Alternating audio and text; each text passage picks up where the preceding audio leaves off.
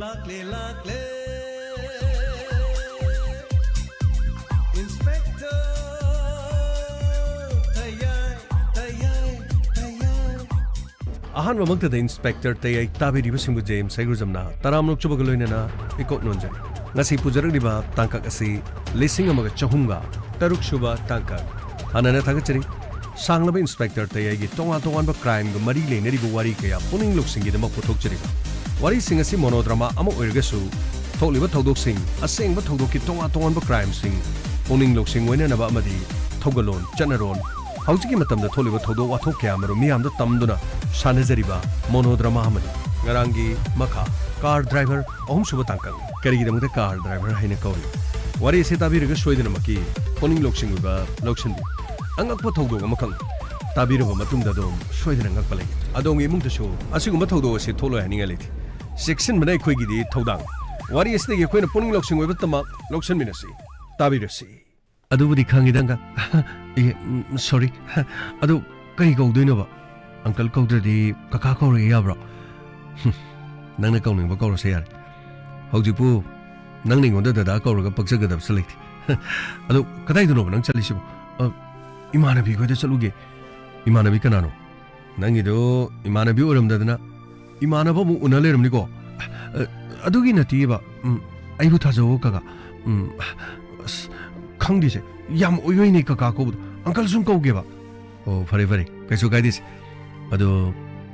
aina haibdu nang kaurabo kaude ba ai nopa mata unaba chatpa nati uncle na ibu nungsiba aisu khangi aina class 9 karing edigi chai manga uncle na ibu ko sen senare isidi adu ngasi pawda ina nangina famda career an ma sathagragin karimta sathedina aigi ningba loina thunganbi adu uncle akoini nungma lamna koiru sira lamna koiru sira lamna koibe ai nana graduation loiba ngaribani adu rebadi yengoi akoini gi tongan ba taibang ama yarabra adu budi aishu hoi haidudi khoi maga khoi pabungna khangadi wase yam bera ka doini da uncle na khoi mungi thabai ngang kharaga sum chatpagi gari kharaga thobagi phabai wan adu na tatardi uncle ge ga leinari ba mari se nahana khangadong adubu ngasi phawdi khangdrin masi punumaksi aina nongondagi hanba nangna angang oiba angang hairdi aidi uncle na pokpuchu yani na uncle na ngane yom palamadi uncle gi machado aiga chawba manarungan ai yare kari nu khangdi bil leitabo yangang adubu wani ngangi do aina do mai ngang haibro haibudi haideba sum haibagi wan yare chaluro adu wari sanasigo asumna nangna angang adu moi them toroga namdana yumdagi puthongna nabagi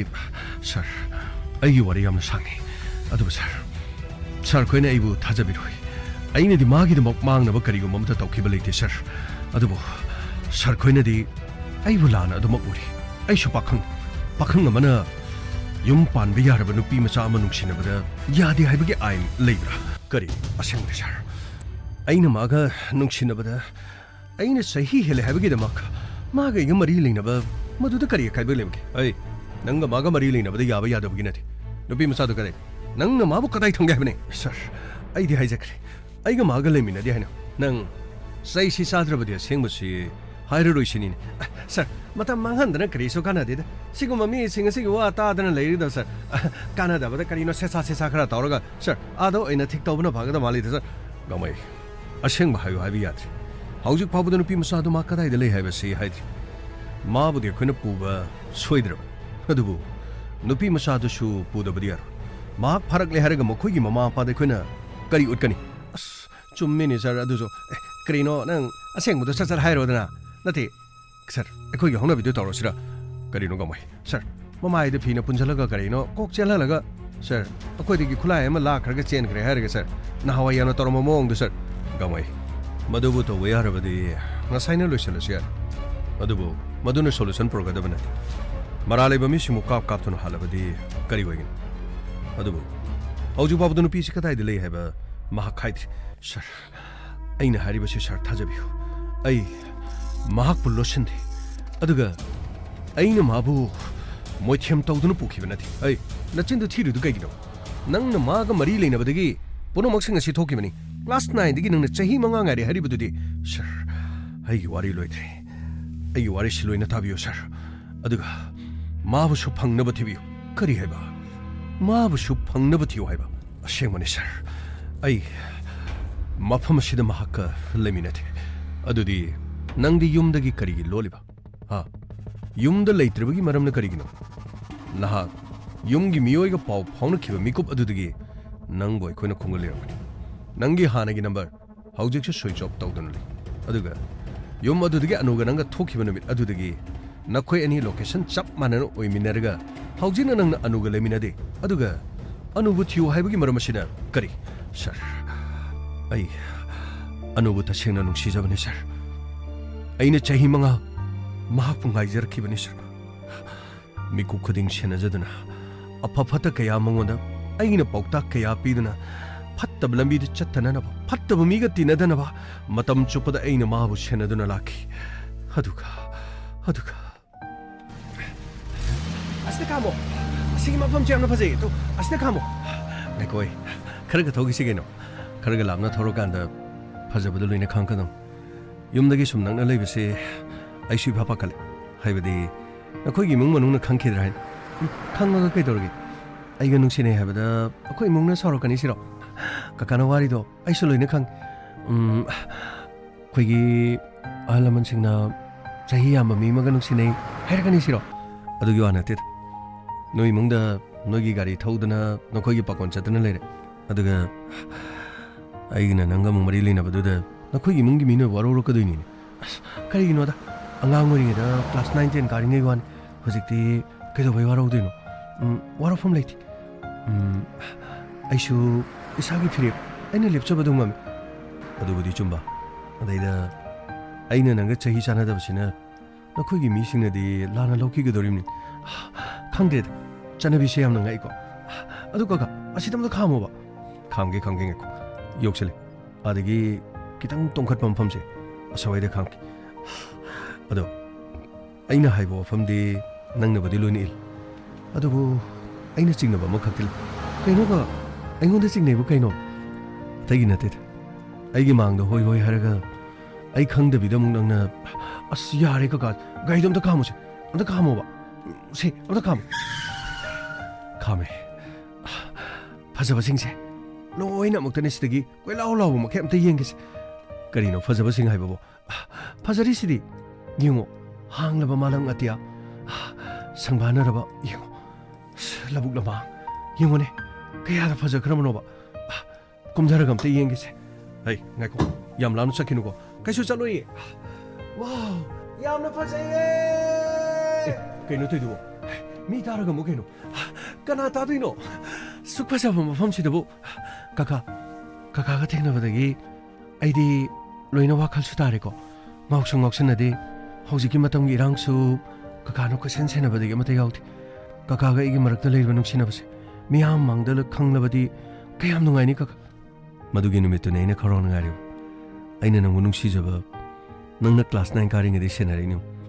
चही मंगा अइना सेनजरक price अदुगा चही क्या phone अइना सेनगिदैस graduation दि लोइखिगे canoe कगा अदु फौदि याइ canoe ngaingam हेक तौरदना ngaingam वा नतेदा पाखचबगी वान नखोइगुम नुपि मचा सिंगसे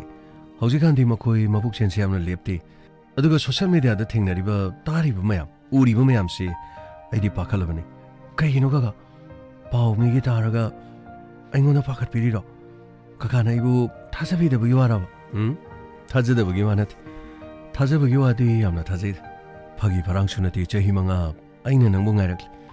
ngasi फावबदे अइना हाइबदे नंगना सुलुइना तारिदन अदुबु इबानिगी मक्त्रबा हाइबदि करिसु चिंगननिङाइ लैत्रबा नंगैगी मरि असिदा हौजि फावबदि तरु तरुना अरुब इचेनगुमना चेल तरंग तरंग लब अरुब इचेनगुमना चेलिबा नुंसिबगी मरक असिदा करिगुम्बा वाबा ममी मना nang igi marakta chakhei amoina chingduna lekhrabadi aidi ngauduna chatkan kaka nang si amna thajadi romance pawdi pura aroibini aidi kariguma matamdane kaka na ngangba wase luman khidana khangdadana ne isallaga thami aduga aini imanabi maruma panga taidaga hangin kaino ajibo kana do nang hangibo maruma panga haidubo nati adugi wadu nang mingonda mo hanglabadi mina muk makhoi da nang na hojalakpa malamdana nangmoda nungsigaina mo hairadi kamai tawni as hairoi kaka puksien do dumaina pikan puksien do dumaina pikan ining tamna nangai ga wari sana basu fangti ngasi tabu yongone college ta nangai thaba ma chatkani haibadu da nangbu lawru chu haibadu gi aisu college ta gi nangbu lawbala ga mafam asida laisin ngahak leiradi nakhoi mana kadai yore na call toran adugi de karim khalunu kaka aina imanabi khoide changi kaka do thonga langa hak tanga helina haigra lore madu nangna hairagli siam thabak chatpa khudingi nakhoi kaka na lambi de dungai duna thami du kaino na nakhoi mana ngangi dudi ngangi ngangsanu da phatta bata usunati kaka ga iga nuksi naise ngasi phawda ai khudang da kaka na thenga phawba leit kaka de sengwa nuksi bane ai bu yamna sengna thamoi sengna nuksi bi bane haiba ai khangi asingmane ai gi haiba du oidriba phawba aina nangi khudang phawba ina sokloi ai gi sengba thamoina nangbu nuksi jaba khaktang kaka leiramdadi ai yang wani ko kari ai leidana nangi karina ningthung khrage as ningyam thungida aina khanba khudima loina pangthopngam aduga aina nungai tribadi kakana harao ingonda pirakliba aibu nungsiduna khodol tamlakliba mayamse ima khoi pabung khoida maroini imada aina asengbam taiti karigi asengbo singdo hairadi kadai de yagadagi aduni ba kakana di pirakpa aduga aina imanabi ne pirakpani imanabana pirakpani na imana to mahaiba ado phone sigi matangdadi imana di kharadi hangdi hangakpani kari hangaiba phone si tangi siro mani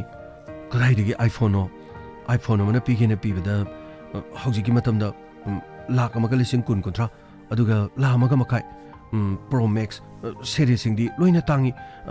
ima hoisu khangini na adubu matamdu nangna kari haikraba adudagi aina oidaba dungang sele hojikti anoba version me ama tholabani lama makai pirambaduna mathangi september da anoba hek tholopaga lupa lising ni phuda dum yoli ni phu khakpi badubu kaidoge mi loina pinei na aina haibadagi ima satumina dum lek adudagi di aina cover ma hapchale maningse anoba latest 16 Pro Max nena khangki nena kupchalaga uhandrini phone adugi de makki madu oida bang dudi fati anyway adu kaka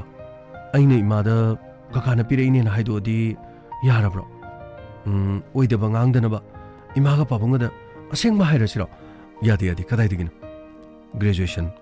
hantak kinange exam siloge da silore ba matungda kari lege haibadu yengsi aidi nangna MA phawbada tamge na haibado adu so ide dum hairi dudi adu budi kaka MA phawbadi tamning bane imaga pabungana su aibu MA phawba tamadi yamna pame adu kaka ai laik tamasi pamdi pamba adai da sum khanjalaini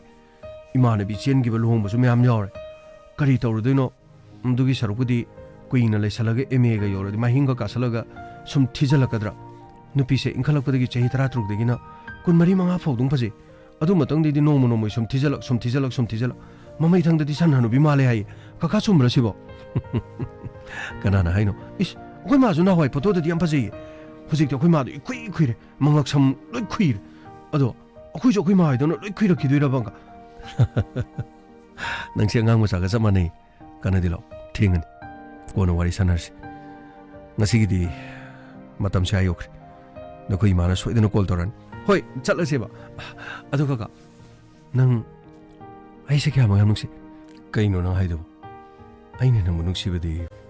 aine no na kya ran haik adu ngasi di tungda sumang da smi kanam leit jingni ba sidi adu kaka aine sidai da hojik lawbada khonjel eko chatpado adu maina sida lepaga aina anubu yamna nungsi na amukta lawne sidai dam ta law as kaino na ngangi du asingmani ba ayam ta tagi ba ꯁꯤꯗ ꯑꯝꯇ ꯂꯥꯛꯑꯣꯕ ꯑꯗꯨ ꯅꯠꯇ꯭ꯔꯗꯤ ꯀꯀꯥꯅ ꯑꯩꯕꯨ ꯅꯨꯡꯁꯤꯗꯦꯅ ꯂꯧꯗꯦ ꯂꯥꯛꯑꯣꯕ ꯑꯝꯇ ꯍꯥꯏꯔꯨ ꯂꯥꯛꯑꯣꯕ ꯅꯪꯁꯦ ꯑꯉꯥꯡ ꯃꯆꯥꯗꯧꯅꯁꯨ ꯍꯦꯛ ꯇꯧꯏ ꯀꯔꯤꯒꯨꯝꯕ ꯃꯇꯝꯗꯁꯨ ꯑꯩꯅ ꯑꯩꯒꯤ ꯂꯦꯡꯒꯥꯅꯦꯅ ꯈꯟꯕꯗꯤ ꯑꯩꯁꯨ ꯉꯝꯗꯦ ꯅꯪꯅ ꯀ꯭ꯂꯥꯁ 9 ꯀꯥꯔꯤꯉꯩ ꯅꯪꯒꯤ ꯅꯁꯝ ꯇꯪꯈꯥꯏ ꯇꯪꯈꯥꯏ ꯅꯁꯛꯅ ꯏꯅꯨꯡ ꯅꯨꯡꯁꯤꯔꯗꯅ ꯑꯗꯨꯒ ꯅꯪꯒꯤ ꯆꯤꯡ ꯂꯦꯝꯂꯕ ꯅꯪꯒꯤ ꯅꯨꯡꯁꯤꯔꯕ ꯃꯤꯁꯅꯥ ꯅꯪꯒꯤ ꯂꯪꯂꯕ ꯌꯥꯇꯣꯟ ꯁꯖꯤ ꯃꯤꯇꯥꯒꯨꯝꯂꯕ ꯅꯪꯒꯤ ꯃꯤꯠꯆꯤ ꯀꯔꯤ ꯍꯥꯏꯔꯨꯒꯅꯤ ꯑꯗꯨꯛꯀꯤ ꯃꯇꯤꯛ ꯅꯨꯡꯁꯤꯁꯦ ꯑꯩꯒꯤ ꯋꯥꯔꯕ ꯑꯩꯒꯤ ꯃꯤꯀꯨꯞꯇ ꯅꯪꯒꯤ ꯃꯥꯏꯊꯣꯡꯇꯕꯨ ꯌꯦꯡꯂꯒ ꯑꯩꯅ ꯍꯧꯖꯤꯛꯁꯨ ꯑꯋꯥꯕ ꯄꯣꯊꯥꯔꯤꯕꯅꯤ ꯍꯣꯏ ꯈꯪꯉꯤꯕ ꯑꯗꯨꯗꯤ ꯁꯨꯝ ꯍꯟꯖꯟ ꯍꯟꯖꯟ ꯍꯥꯏ ꯂꯩꯔꯦ ꯅꯨꯡꯇꯤꯒꯤ ꯁꯨꯝ ꯇꯥ ꯂꯩꯔꯦ ꯑꯗꯣ ꯀꯀꯥ ꯁꯤꯗ ꯂꯥꯛꯑꯣꯕ ꯁꯤꯗ ꯂꯦꯞꯄꯒ ꯑꯩ ꯑꯅꯨꯕꯨ ꯌꯥꯝꯅ ꯅꯨꯡꯁꯤꯅ ꯑꯝꯇ ꯂꯥꯎꯔꯒ ꯍꯥꯏꯔꯨ ꯂꯥꯛꯑꯣꯕ ꯑꯁ ꯃꯤ ꯑꯃꯨꯛ ꯇꯥꯔꯝꯗꯅ ꯍꯣꯔꯦꯟ ꯑꯃꯨꯛ ꯅꯣꯏ ꯏꯃꯥꯗ ꯑꯃꯨꯛ ꯚꯤꯗꯤꯑꯣ ꯅꯝꯃꯒ ꯊꯥꯖꯤꯜꯂꯗꯤ ꯈꯔ ꯎꯅꯔꯤꯕ ꯈꯔ ꯊꯦꯡꯅꯩꯁꯦ ꯄꯨꯡꯃꯥꯡ ꯃꯥꯡꯗꯅ ꯇꯣꯛꯀꯅꯤ ꯑꯁ ꯌꯥꯔꯤꯕ ꯀꯅꯥꯝ ꯈꯪꯉꯣꯏꯑꯕ ꯁꯤ ꯂꯥꯛꯑꯣꯕ ꯁꯤ ꯑꯝꯇ ꯍꯥꯏꯔꯨ ꯂꯥꯛꯑꯣꯕ ꯑꯁ ꯅꯪꯁꯤ ꯇꯜꯂꯤ ꯑꯉꯥꯡ ꯃꯆꯥꯗꯧꯅ ꯃꯥꯅꯤ ꯑꯩ ꯑꯉꯥꯡꯅꯤ ꯀꯩꯅꯣ ꯑꯗꯨ ꯍꯥꯏꯗ꯭ꯔꯗꯤ ꯑꯩ ꯁꯨꯡꯆꯠ ꯆꯠꯂꯣ ꯑꯩ ꯁꯤꯗ ꯁꯨꯝ ꯂꯦꯞ ꯂꯩꯅꯤ ꯑꯁ ꯑꯅꯨ ꯊꯦꯡꯈ꯭ꯔꯦ ꯅꯣꯏ ꯃꯥꯅ ꯑꯃꯨꯛ ꯀꯣꯜ ꯇꯧꯔꯛꯑꯗꯤ ꯑꯃꯨꯛ ꯐꯔꯛ ꯇꯥꯔꯅꯦꯕ ꯂꯥꯛꯑꯣ ꯆꯠꯁꯤꯜꯂꯛꯑꯣꯕ ꯃꯤꯅ ꯍꯥꯏꯕꯗꯤ ꯌꯥꯗ꯭ꯔꯒ ꯁꯤꯗ ꯑꯃꯨꯛꯈꯛꯇ ꯍꯥꯏꯔꯝꯃꯣ ꯍꯥꯏꯕꯅꯦ ꯑꯁ ꯅꯪꯁꯤꯗꯤ ꯑꯣꯟꯊꯣꯛꯄꯅꯤ ꯁꯤ ꯍꯥꯏꯔꯣꯕ ꯑꯝꯇ ꯍꯥꯏꯌꯣꯕ ꯁꯤꯗ ꯂꯦꯞꯄꯒ ꯑꯃꯨꯛꯇ ꯍꯥꯏꯌꯣꯕ ꯑꯁ ꯅꯪꯁꯤꯗꯤꯕ ꯁꯩꯇ ꯑꯣꯏꯕ ꯑꯁ ꯑꯝꯇ ꯍꯥꯏꯌꯨꯁꯦ ꯐꯔꯦ ꯁꯤ ꯍꯥꯏꯔꯒꯦ ꯑꯅꯨ I love you ꯑꯩꯅ ꯅꯪꯕꯨ ꯅꯨꯡꯁꯤ ꯌꯥꯝꯅ ꯅꯨꯡꯉꯥꯏꯌꯦ ꯌꯥꯝꯅ ꯅꯨꯡꯁꯤꯌꯦ ꯀꯀꯥ ꯅꯪꯁꯤ ꯌꯥꯝꯅ ꯅꯨꯡꯁꯤꯌꯦ ꯅꯪꯁꯤ ꯌꯥꯝ ꯅꯨꯡꯁꯤ ꯌꯥꯔꯦ ꯁꯤ ꯊꯥꯗꯣ ꯀꯩꯅꯣ ꯁꯤ ꯊꯥꯗꯣ ꯀꯩꯅꯣ ꯈꯨꯠꯇ ꯄꯥꯏꯔꯒ ꯇꯧꯔꯤꯗꯨꯕꯣ ꯁꯤ ngasi ꯐꯥꯎꯕ ꯑꯩꯅ ꯅꯪꯒꯤ ꯈꯨꯗꯥꯡ ꯁꯣꯛꯂꯣ ꯍꯥꯏꯔꯒ ꯁꯤ ꯊꯥꯗꯣꯛꯕ ꯌꯥꯔꯦ ꯑꯩꯅ ꯄꯥꯏꯕꯅꯤ ꯀꯩꯗꯧꯔꯒꯦ ꯌꯥꯔꯦ ꯁꯦ ꯊꯦꯡꯈ꯭ꯔꯦ ꯂꯥꯛꯑꯣ ꯑꯁ ꯈꯨꯠꯁꯨ ꯄꯥꯏꯔꯒ ꯑꯃꯨꯛ ꯐꯟ ꯑꯃꯨꯛ ꯆꯣꯡ ꯀꯀꯥ ꯌꯥꯝꯅ ꯅꯨꯡꯉꯥꯏ ꯉꯁꯤꯗꯤ ꯀꯀꯥꯅ ꯑꯩꯕꯨ ꯅꯨꯡꯁꯤ ꯍꯥꯏꯅ ꯁꯨꯝꯅ ꯂꯥꯎꯔꯒ ꯍꯥꯏꯕꯁꯦ ꯏꯃꯥꯅ ꯄꯨꯕꯒꯤ ꯇꯥꯗ꯭ꯔꯦ ꯉꯁꯤꯗꯤ ꯃꯌꯦꯛ ꯁꯦꯡꯅ ꯇꯥꯕ ꯐꯪꯉꯤ ꯅꯪꯒꯩꯒ ꯃꯐꯝꯁꯤꯗ ꯂꯩꯔꯤꯉꯩꯗꯅꯦ ꯉꯁꯤꯗꯤ ꯁꯣꯏꯗꯅ ꯃꯤ ꯋꯥ ꯇꯥꯅꯤ ꯂꯥꯎ ꯆꯠꯁꯤ ꯂꯥꯎ ꯊꯦꯡꯈ꯭ꯔꯦ ꯂꯥꯎ ꯍꯥꯏꯕ ꯍꯣꯏ ꯊꯧꯔꯣ ꯀꯀꯥ ꯑꯩ ꯇꯣꯡꯉꯕꯅꯤ ꯁꯦ ꯊꯧꯔꯣ ꯁꯦ ꯊꯧꯔꯒꯦꯀꯣ ꯍꯣꯏ ꯀꯀꯥ ꯂꯥꯎ ꯆꯠꯁꯤ ꯂꯥꯎ ꯍꯣꯏ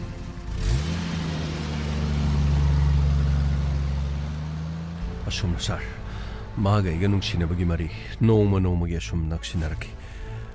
ꯑꯩꯅ ꯃꯥꯕꯨ ꯅꯨꯡꯁꯤꯕ ꯃꯥꯅ ꯑꯩꯕꯨ ꯅꯨꯡꯁꯤꯕ ꯑꯩꯈꯣꯏꯅꯤꯒꯤ ꯃꯔꯛꯇ ꯅꯣꯡꯃꯇꯁꯨ ꯅꯨꯡꯉꯥꯏꯅꯗꯕ ꯀꯔꯤꯒꯨꯝꯕ ꯑꯃꯠꯇ ꯂꯩꯈꯤꯗꯦ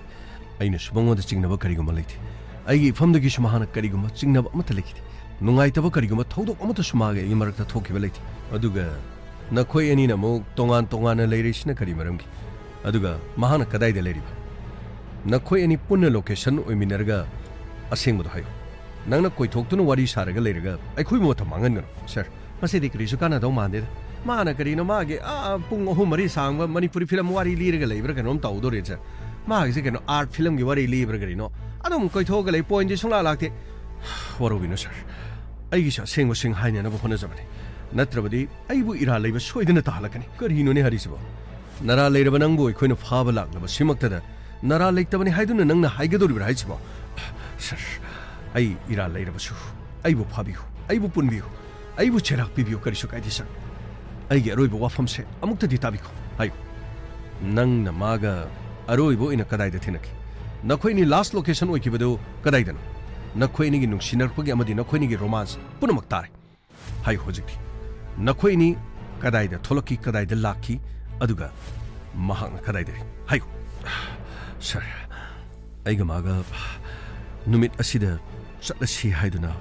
ꯑꯩꯅ ꯃꯉꯣꯟꯗ ꯍꯥꯏꯈꯤꯕꯗꯤ ꯅꯠꯇꯦ ꯃꯍꯥꯛꯅ ꯊꯕꯛ ꯑꯃ ꯆꯠꯁꯤ ꯍꯥꯏꯗꯨꯅ ꯑꯩꯉꯣꯟꯗ ꯍꯥꯏꯔꯛꯈꯤꯕꯅꯤ ꯀꯔꯤ ꯌꯨꯝꯗꯒꯤꯗꯤ ꯐꯣꯔꯝ ꯐꯤꯜ ꯑꯞ ꯇꯧꯒꯅꯤ ꯍꯥꯏꯅ ꯑꯗꯨꯒ ꯅꯪꯅ ꯐꯣꯔꯝ ꯐꯤꯜ ꯑꯞ ꯃꯥꯅꯦ ꯌꯨꯝꯗꯒꯤ ꯐꯣꯔꯝ ꯐꯤꯜ ꯑꯞ ꯇꯧꯕꯒꯤ ꯃꯇꯥꯡ ꯑꯁꯤ ꯃꯍꯥꯛ ꯍꯥꯟꯅ ꯀꯣꯂꯦꯖꯇ ꯆꯠꯈꯤꯕꯅꯤ ꯑꯗꯨꯒ ꯀꯣꯂꯦꯖꯇꯒꯤ ꯃꯍꯥꯛ ꯃꯍꯧꯁꯥꯒꯨꯝꯅ ꯑꯩꯒ ꯊꯦꯡꯅꯁꯤ ꯍꯥꯏꯗꯨꯅ ꯍꯥꯏꯔꯛꯈꯤ ꯑꯃꯗꯤ ꯃꯥꯒ ꯑꯩꯒ ꯒꯥꯔꯤ ꯊꯧꯔꯒ ꯂꯥꯛꯈꯤ ꯀꯗꯥꯏꯗꯅꯣ ꯅꯪꯅ ꯆꯠꯂꯣ ꯆꯠꯂꯣꯅ ꯄꯪꯆꯠꯇ ꯆꯠꯂꯤꯁꯤꯕꯣ ꯅꯠꯇꯦ ꯀꯗꯥꯏꯗꯅꯣꯕ ꯑꯁ ꯌꯥꯅꯤꯕ ꯉꯥꯏꯍꯥꯛꯇꯪ ꯆꯠꯈꯣꯕ ꯑꯩ ꯍꯥꯏꯔꯛꯀꯦꯕ ꯑꯁ ꯉꯁꯥꯏꯗꯒꯤ ꯊꯧꯔꯤꯁꯦ ꯐꯅꯌꯥꯝ ꯁꯥꯡꯉꯤꯗ ꯅꯠꯇꯦ ꯀꯗꯥꯏ ꯇꯥꯟꯅ ꯊꯧꯈꯤꯗꯣꯏꯅꯣꯕ ꯌꯥꯅꯤ ꯇꯨ ꯑꯋꯥꯏꯗ ꯇꯨ ꯑꯩ ꯍꯥꯏꯔꯛꯀꯦ ꯇꯨ ꯑꯥꯗ ꯋꯥꯄꯟ ꯈꯔ ꯂꯩꯁꯦ ꯑꯁꯥꯏ ꯃꯄꯥꯗꯝꯗ ꯈꯥꯝꯁꯤ ꯀꯩꯅꯣ ꯑꯁꯤꯒꯤ ꯆꯤꯡꯈꯣꯡꯁꯤꯗ ꯃꯥꯅꯦꯕ ꯑꯁꯤꯒꯤ ꯆꯤꯡꯈꯣꯡ ꯃꯌꯥꯒꯤ ꯇꯨ ꯑꯁꯤ ꯋꯥꯄꯟ ꯈꯔ ꯂꯩꯁꯦ ꯑꯁꯤꯗ ꯀꯩ ꯂꯩꯒꯦ ꯑꯩ ꯍꯥꯏꯒꯦꯕ ꯂꯣꯏꯅꯃꯛ ꯃꯤꯅ ꯑꯩꯅ ꯅꯉꯣꯟꯗ ꯉꯁꯤ ꯐꯥꯎꯕ ꯃꯤꯅꯝꯕ꯭ꯔꯥ ꯀꯩꯅꯣ ꯈꯪꯗꯦ ꯑꯗꯨ ꯌꯨꯝꯗꯒꯤꯗꯤ ꯐꯣꯔꯝ ꯐꯤꯜꯑꯞꯅꯦꯅ ꯍꯥꯏ ꯑꯗꯨꯒ ꯏꯃꯥꯗ ꯑꯩꯒ ꯆꯠꯀꯅꯦꯅ ꯍꯥꯏꯔꯝꯕ꯭ꯔꯣ ꯑꯩ ꯍꯥꯏꯔꯝꯗꯦ ꯑꯣ ꯑꯗꯨꯒ ꯍꯣꯔꯦꯟ ꯑꯃꯨꯛ ꯏꯃꯥꯅ ꯍꯪꯉꯗꯤ ꯀꯔꯤ ꯍꯥꯏꯗꯣꯔꯤꯕ ꯀꯩꯁꯨ ꯇꯧꯔꯣꯏꯌꯦ ꯑꯩꯗꯤ ꯅꯪꯒ ꯆꯠꯂꯦꯁꯨ ꯏꯃꯥꯗꯁꯨ ꯑꯩꯅ ꯍꯥꯏꯔꯝꯗꯕꯅꯦꯕ ꯐꯣꯔꯝ ꯐꯤꯜꯑꯞꯀꯤꯅꯦꯅ ꯑꯗꯨ ꯈꯛꯇꯅꯦ ꯍꯥꯏꯔꯝꯕ ꯑꯁ ꯅꯪꯒꯤꯁꯤꯗꯤ ꯃꯑꯣꯡ ꯑꯃꯅꯤꯍꯦ ꯀꯔꯤꯒꯤꯅꯣ ꯃꯑꯣꯡ ꯑꯃ ꯍꯥꯏꯕꯣ ꯍꯣꯔꯦꯟ ꯑꯩꯅ ꯑꯃꯨꯛ ꯀꯀꯥꯒ ꯂꯥꯛꯃꯤꯟꯅꯔꯦꯅ ꯑꯩꯅ ꯑꯗꯨꯝ ꯍꯥꯏꯔꯒ ꯂꯣꯏꯔꯦ ꯅꯪꯅ ꯀꯀꯥ ꯍꯥꯏꯔꯤꯁꯦ ꯆꯍꯤ 5ꯗꯤ ꯁꯨꯔꯦ ꯇꯥꯕꯗꯗꯤ ꯀꯀꯥ ꯍꯥꯏꯕꯁꯦ ꯅꯨꯡꯗꯤ ꯅꯨꯡꯉꯥꯏꯇꯦ ꯑꯗꯨ ꯑꯣꯏꯔꯒ ꯍꯌꯦꯡ ꯆꯦꯟꯕ ꯅꯨꯃꯤꯠꯇ ꯃꯊꯪ ꯍꯦꯛ ꯅꯣꯡꯉꯥꯜꯂꯒ ꯗꯗꯥ ꯀꯧꯔꯒ ꯂꯣꯏꯔꯦ ꯌꯥꯔꯦ ꯑꯗꯨꯒꯤ ꯍꯥꯏꯕ ꯅꯠꯇꯦ ꯌꯥꯔꯦ ꯀꯀꯥ ꯈꯥꯝꯃꯣ ꯑꯁꯤꯗ ꯈꯥꯝꯃꯣꯕ ꯀꯔꯤꯅꯣ ꯇꯧꯔꯤꯁꯤꯕꯣ ꯑꯁ ꯌꯥꯔꯦ ꯑꯗ ꯈꯥꯝꯃꯣꯁꯤ ꯀꯔꯤꯅꯣ ꯇꯧꯔꯤꯁꯤꯕꯣ ꯑꯩ ꯑꯝꯇ ꯀꯨꯝꯒꯦꯀꯣ ꯅꯠꯇꯦ ꯀꯔꯤꯅꯣ ꯀꯗꯥꯏꯅꯣ ꯅꯪ ꯆꯠꯂꯤꯗꯨꯕꯣ ꯆꯠꯄ ꯅꯠꯇꯦ ꯑꯩ ꯁꯤꯗꯩꯗ ꯀꯩꯅꯣꯝꯃ ꯌꯦꯡꯒꯦꯕ ꯀꯔꯤꯅꯣ ꯒꯥꯔꯤ ꯂꯥꯛꯏꯁꯦ ꯑꯝꯇ ꯀꯥꯎꯁꯦ ꯑꯩ ꯕꯦꯕꯤ ꯅꯪꯗꯤ ꯀꯩꯗꯧꯔꯤꯅꯣ ꯁꯤꯗ ꯍꯥ ꯆꯤꯡꯈꯣꯡꯁꯤꯗ ꯀꯩꯗꯧ ꯂꯩꯅꯣ ꯀꯩꯅꯣ ꯑꯣ ꯍꯦꯔꯣ ꯀꯩꯅꯣꯅꯦ ꯑꯉꯥꯡ ꯃꯆꯥ ꯑꯃ ꯄꯨꯔꯒ ꯁꯤꯗ ꯑꯍꯟ ꯑꯃ ꯂꯩꯌꯦ ꯍꯩ ꯑꯍꯟ ꯏꯕꯨꯡꯉꯣ ꯅꯪꯗꯤ ꯑꯗ ꯀꯩꯗꯧꯔꯤꯕ ꯀꯔꯤꯅꯣ ꯃꯌꯥꯝ ꯄꯥꯝꯕꯤꯔꯤꯁꯦ ꯑꯩꯈꯣꯏ ꯊꯕꯛ ꯑꯃ ꯂꯥꯛꯄꯅꯤ ꯉꯥꯏꯍꯥꯛꯇꯪ ꯁꯤꯗꯩꯗ ꯏꯆꯟꯁꯤꯅ ꯈꯥꯝꯃꯣꯅ ꯀꯔꯤ ꯏꯆꯟ ꯍꯥꯏꯕ ꯏꯆꯟ ꯀꯥꯏꯅ ꯍꯥꯏꯖꯤꯜꯂꯦ ꯍꯩ ꯍꯅꯨꯕ ꯅꯪꯅ ꯆꯍꯤ 94-5 ꯁꯨꯔꯕ ꯅꯪꯅ ꯏꯆꯟ ꯀꯥꯏ ꯍꯥꯏ ꯍꯩ ꯁꯤ ꯅꯪꯒꯤ ꯅꯆꯥꯅꯨꯄꯤꯔꯣ ꯅꯠꯇꯦ ꯍꯩ ꯏꯆꯟꯁꯨ ꯍꯥꯏꯒꯦꯀꯣ ꯀꯩꯅꯣ ꯅꯪꯅ ꯅꯨꯄꯤ ꯃꯆꯥꯁꯤ ꯃꯣꯏꯊꯦꯝ ꯇꯧꯔꯒ ꯅꯪ ꯁꯤꯗ ꯄꯨꯔꯒ ꯏꯖꯠ ꯃꯥꯡꯍꯟꯒꯦꯅ ꯇꯧꯔꯣ ꯆꯤꯡꯈꯣꯡ ꯆꯤꯡꯌꯥꯁꯤꯗ ꯈꯥꯝꯃꯒ ꯅꯨꯄꯤꯁꯤ ꯏꯖꯠ ꯃꯥꯡꯍꯟꯒꯦ ꯇꯧꯔꯣ ꯅꯠꯇꯦ ꯅꯣꯏꯅ ꯈꯜꯂꯤꯗꯣ ꯌꯥꯝ ꯂꯥꯜꯂꯦ ꯑꯗꯨꯒꯨꯝꯕ ꯑꯃꯇ ꯑꯩꯈꯣꯏ ꯁꯤꯗ ꯀꯔꯤꯝꯇ ꯈꯟꯕ ꯂꯩꯇꯦ ꯍꯩ ꯑꯗꯨꯒꯨꯝꯕꯗ ꯁꯤꯗ ꯀꯔꯤꯝꯇ ꯈꯟꯕ ꯂꯩꯇꯦ ꯀꯥꯏ ꯀꯩꯅꯣ ꯊꯣꯛꯂꯛꯑꯣ ꯁꯤꯗ ꯊꯣꯛꯂꯛꯑꯣ ꯑꯝꯇ ꯊꯣꯛꯂꯛꯑꯣ ꯁꯤꯗ ꯊꯣꯛꯂꯛꯑꯣ ꯀꯩꯅꯣ ꯇꯧꯕꯤꯔꯤꯗꯨꯕꯣ ꯍꯩ ꯊꯣꯛꯂꯛꯎꯅꯦ ꯃꯤꯅ ꯊꯣꯛꯂꯛꯑꯣꯗꯤ ꯀꯩꯅꯣ ꯇꯧꯗꯨꯕꯣ ꯍꯩ ꯑꯅꯨ ꯒꯥꯔꯤ ꯃꯅꯨꯡ ꯆꯪꯉꯨ ꯒꯥꯔꯤ ꯃꯅꯨꯡꯗ ꯍꯣꯏ ꯆꯪꯒꯦ ꯆꯪꯉꯨ ꯒꯥꯔꯤ ꯃꯅꯨꯡꯗ ꯆꯪꯉꯨ ꯍꯩ ꯀꯩꯅꯣ ꯅꯪꯅ ꯅꯨꯄꯤ ꯃꯆꯥꯁꯦ ꯁꯤꯗ ꯄꯨꯔꯒ ꯏꯖꯠ ꯃꯥꯡꯍꯟꯒꯦꯁꯤꯔꯕ ꯅꯪꯅ ꯇꯧꯔꯤꯁꯤ ꯀꯩꯅꯣꯕ ꯅꯠꯇꯦ ꯅꯣꯏꯅ ꯈꯜꯂꯤꯗꯣ ꯌꯥꯝ ꯂꯥꯜꯂꯦ ꯃꯥ ꯑꯦꯛꯖꯥꯝꯒꯤ ꯐꯣꯔꯝ ꯐꯤꯜꯑꯞ ꯇꯧꯕ ꯆꯠꯂꯨꯕꯅꯤ ꯑꯗꯨꯒ ꯃꯐꯝ ꯑꯁꯤꯗ ꯃꯥꯅ ꯊꯕꯛ ꯑꯃ ꯂꯩ ꯍꯥꯏꯕꯗꯒꯤ ꯑꯩꯒ ꯃꯥꯒ ꯂꯥꯛꯄꯅꯤ ꯇꯧꯅꯣ ꯑꯗꯨꯃꯥꯏꯅ ꯃꯣꯊꯦꯝ ꯇꯧꯔꯒꯅꯦ ꯑꯉꯥꯡ ꯅꯨꯄꯤ ꯃꯆꯥꯗ ꯏꯖꯠ ꯃꯥꯡꯍꯟꯕ ꯈꯣꯠꯄ ꯅꯠꯇꯦ ꯅꯃꯥꯏ ꯏꯀꯥꯏꯒꯗ꯭ꯔꯣ ꯅꯆꯥ ꯅꯨꯄꯤꯒꯨꯝꯕꯁꯤda ꯂꯃꯥꯡꯁꯤꯗ ꯄꯨꯔꯛꯑꯒ ꯅꯪꯅ ꯏꯖꯠ ꯃꯥꯡꯍꯟꯅꯦꯅ ꯇꯧꯔꯤꯁꯤꯕꯣ ꯑꯁ ꯅꯣꯏꯅ ꯈꯜꯂꯤꯗꯣ ꯌꯥꯝ ꯂꯥꯜꯂꯦ ꯀꯔꯤ ꯅꯣꯏꯅ ꯈꯜꯂꯤꯗꯣ ꯌꯥꯝ ꯂꯥꯜꯂꯦ ꯀꯥꯏ ꯄꯤꯔꯣ ꯍꯩ ꯑꯝꯇ ꯌꯦꯡꯉꯣꯁꯦ ꯀꯩꯅꯣ ꯅꯣꯏ ꯇꯧꯏꯁꯤꯕꯣ ꯅꯠꯇꯦ ꯅꯣꯏ ꯇꯧꯏꯁꯤꯕꯣ ꯀꯩꯅꯣꯕ ꯍꯩ ꯋꯥꯗꯣ ꯌꯥꯝ ꯉꯥꯡꯉꯨ ꯀꯩꯁꯨ ꯀꯥꯟꯅꯗꯕꯗꯅꯦ ꯑꯔꯦꯝꯕꯗ ꯆꯩ ꯆꯥꯔꯒ ꯇꯣꯛꯀꯗꯕ ꯊꯕꯛꯇꯨ ꯇꯧ ꯀꯣ ꯆꯩ ꯆꯥꯒꯗꯕ ꯊꯕꯛꯇꯨ ꯇꯧ ꯀꯩꯅꯣꯕ ꯅꯣꯏ ꯇꯧꯏꯁꯤꯕꯣ ꯁꯤ ꯀꯩꯅꯣꯕ ꯅꯣꯏ ꯇꯧꯏꯁꯤ ꯍꯩ ꯀꯩꯅꯣ ꯀꯥꯏ ꯃꯁꯤ ꯆꯤꯛ ꯇꯧꯔꯒ ꯌꯦꯡꯒꯦ ꯆꯪꯁꯜꯂꯨ ꯅꯣꯏ ꯀꯩꯅꯣ ꯌꯦꯡ ꯂꯩꯗꯨꯕꯣ ꯑꯁ ꯉꯥꯏꯈꯣꯅꯦ ꯃꯁꯥꯁꯤ ꯊꯥꯡ ꯇꯦꯟ ꯅꯣꯡꯃꯩ ꯑꯁ ꯀꯗꯥꯏꯗꯤ ꯊꯥꯡ ꯇꯦꯟ ꯅꯣꯡꯃꯩ ꯌꯥꯎ ꯒꯥꯔꯤ ꯊꯧꯕ ꯃꯤꯅꯕꯨ ꯆꯪꯁꯜꯂꯣ ꯑꯝꯇ ꯆꯪꯉꯣ ꯆꯦꯛ ꯇꯧꯁꯤ ꯄꯤꯔꯣ ꯀꯩꯅꯣ ꯐꯣꯟ ꯄꯥꯏꯔꯤꯗꯨ ꯀꯩꯅꯣ ꯐꯣꯟ ꯏꯁ ꯃꯥꯒꯤ ꯐꯣꯟ ꯃꯃꯥꯏꯁꯤꯗꯁꯨ ꯌꯦꯡꯉꯨꯅꯦ ꯁꯤ ꯑꯅꯨꯒꯤ ꯐꯣꯇꯣꯒ ꯍꯥꯞꯄꯤꯅ ꯇꯧꯔꯤꯁꯦ ꯀꯔꯤ ꯅꯈꯣꯏ ꯑꯅꯨꯕꯨ ꯃꯁꯛ ꯈꯪꯕ ꯍꯣꯏ ꯈꯪꯉꯤꯅꯦ ꯑꯅꯨꯕꯨ ꯃꯁꯛ ꯈꯪꯉꯤꯅꯦ ꯅꯪꯅ ꯅꯝꯊꯥꯛ ꯇꯧꯔꯒ ꯁꯦꯜ ꯈꯔ ꯄꯤ ꯄꯩꯁాꯈꯔ ꯄꯤ ꯈꯨꯗꯣꯜ ꯄꯣꯠ ꯈꯔ ꯄꯤ ꯍꯅꯨꯕ ꯅꯪꯅ ꯑꯉꯥꯡ ꯃꯆꯥꯁꯤ ꯏꯖꯠ ꯃꯥꯡꯍꯟꯒꯗꯧꯔꯦ ꯑꯩꯈꯣꯏ ꯂꯣꯏ ꯇꯥꯔꯝꯅꯤꯅꯦ ꯑꯦꯚ꯭ꯔꯤꯊꯤꯡ ꯍꯩ ꯅꯪ ꯉꯁꯤꯗꯤ ꯅꯪꯅ ꯅꯤꯡꯕ ꯂꯥꯏꯗꯨꯅꯤ ꯃꯐꯝ ꯑꯁꯤꯗ ꯅꯪ ꯑꯩꯈꯣꯏꯅ ꯂꯥꯟꯕꯤꯔꯗꯧꯅꯤ ꯀꯩꯅꯣ ꯅꯣꯏꯅ ꯍꯥꯏꯔꯤꯁꯤꯕꯨ ꯀꯩꯅꯣ ꯑꯩ ꯏꯇꯥꯎ ꯆꯪꯁꯤꯜꯂꯣ ꯐꯨꯕ ꯍꯧꯖꯤꯜꯂꯨ ꯆꯨꯝꯃꯁꯦ ꯃꯃꯥꯏꯁꯦ ꯊꯤꯟꯖꯤꯜꯂꯣ ꯀꯩꯅꯣ ꯑꯅꯨ ꯃꯐꯝ ꯊꯥꯗꯣꯛꯑ ꯆꯦꯟꯈ꯭ꯔꯣ ꯃꯐꯝ ꯊꯥꯗꯣꯛꯑ ꯆꯦꯟꯈ꯭ꯔꯣ ꯑꯩ ꯑꯅꯨ ꯐꯖꯅ ꯌꯦꯡꯉꯣ ꯊꯤꯠꯀ ꯌꯦꯡꯉꯣ ꯃꯁꯦ ꯀꯧꯁꯤꯜꯂꯣ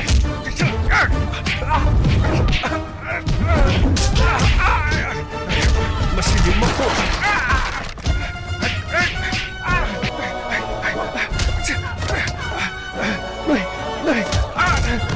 ꯀꯔꯤꯒꯤꯅꯣ ꯅꯣꯏ ꯃꯥꯟꯅꯔꯒ ꯑꯩꯉꯣꯟꯗ ꯇꯧꯔꯤꯁꯦ ꯇꯧꯔꯤꯁꯨ ꯆꯦꯟꯈ꯭ꯔꯦꯅꯦ ꯇꯧꯔꯤꯁꯦ चेन करे चलो तानो चलो अनु नंगा इधर ले रमो अनुगा 뭐야 마나르가 소리다 시달로르게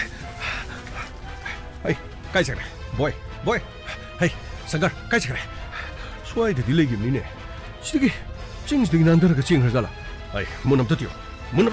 정상하게 용 하톡시나 돌아가 호떡이나 독이다 너 어서만 건드 쓰시오 너 자시오 어서만 건드 자 그래 아노 낭 먹나 에이분 남 탁도 봐 어떡하 마코이 가리기만 학도 참 그래 아노 수가갓 그래 로 짜르부 떡지 오 머니 로네 싸크레 거 로게 돌게 어이 레레 타오로 개노 능도이도 뭐 하토끼나 도니 능 호드리니 마모 그라이 레는 거네 로 자시로 로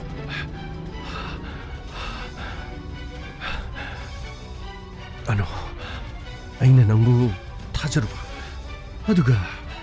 아이부 करी है बा नुपा खरा लालगा अनुगा चटमिना खिसिरा मानी सर आइना हाइजरी बसे सरना थाजरो हेदना आइना वारी सिंग सि मकोक्तगी लिजाबने ओ अदुरबदी नंगने लिरगा खोइने हेक्ता थाजने निसिन सर खोइना थाजदबदी सर खोइदा लेरे अदु sir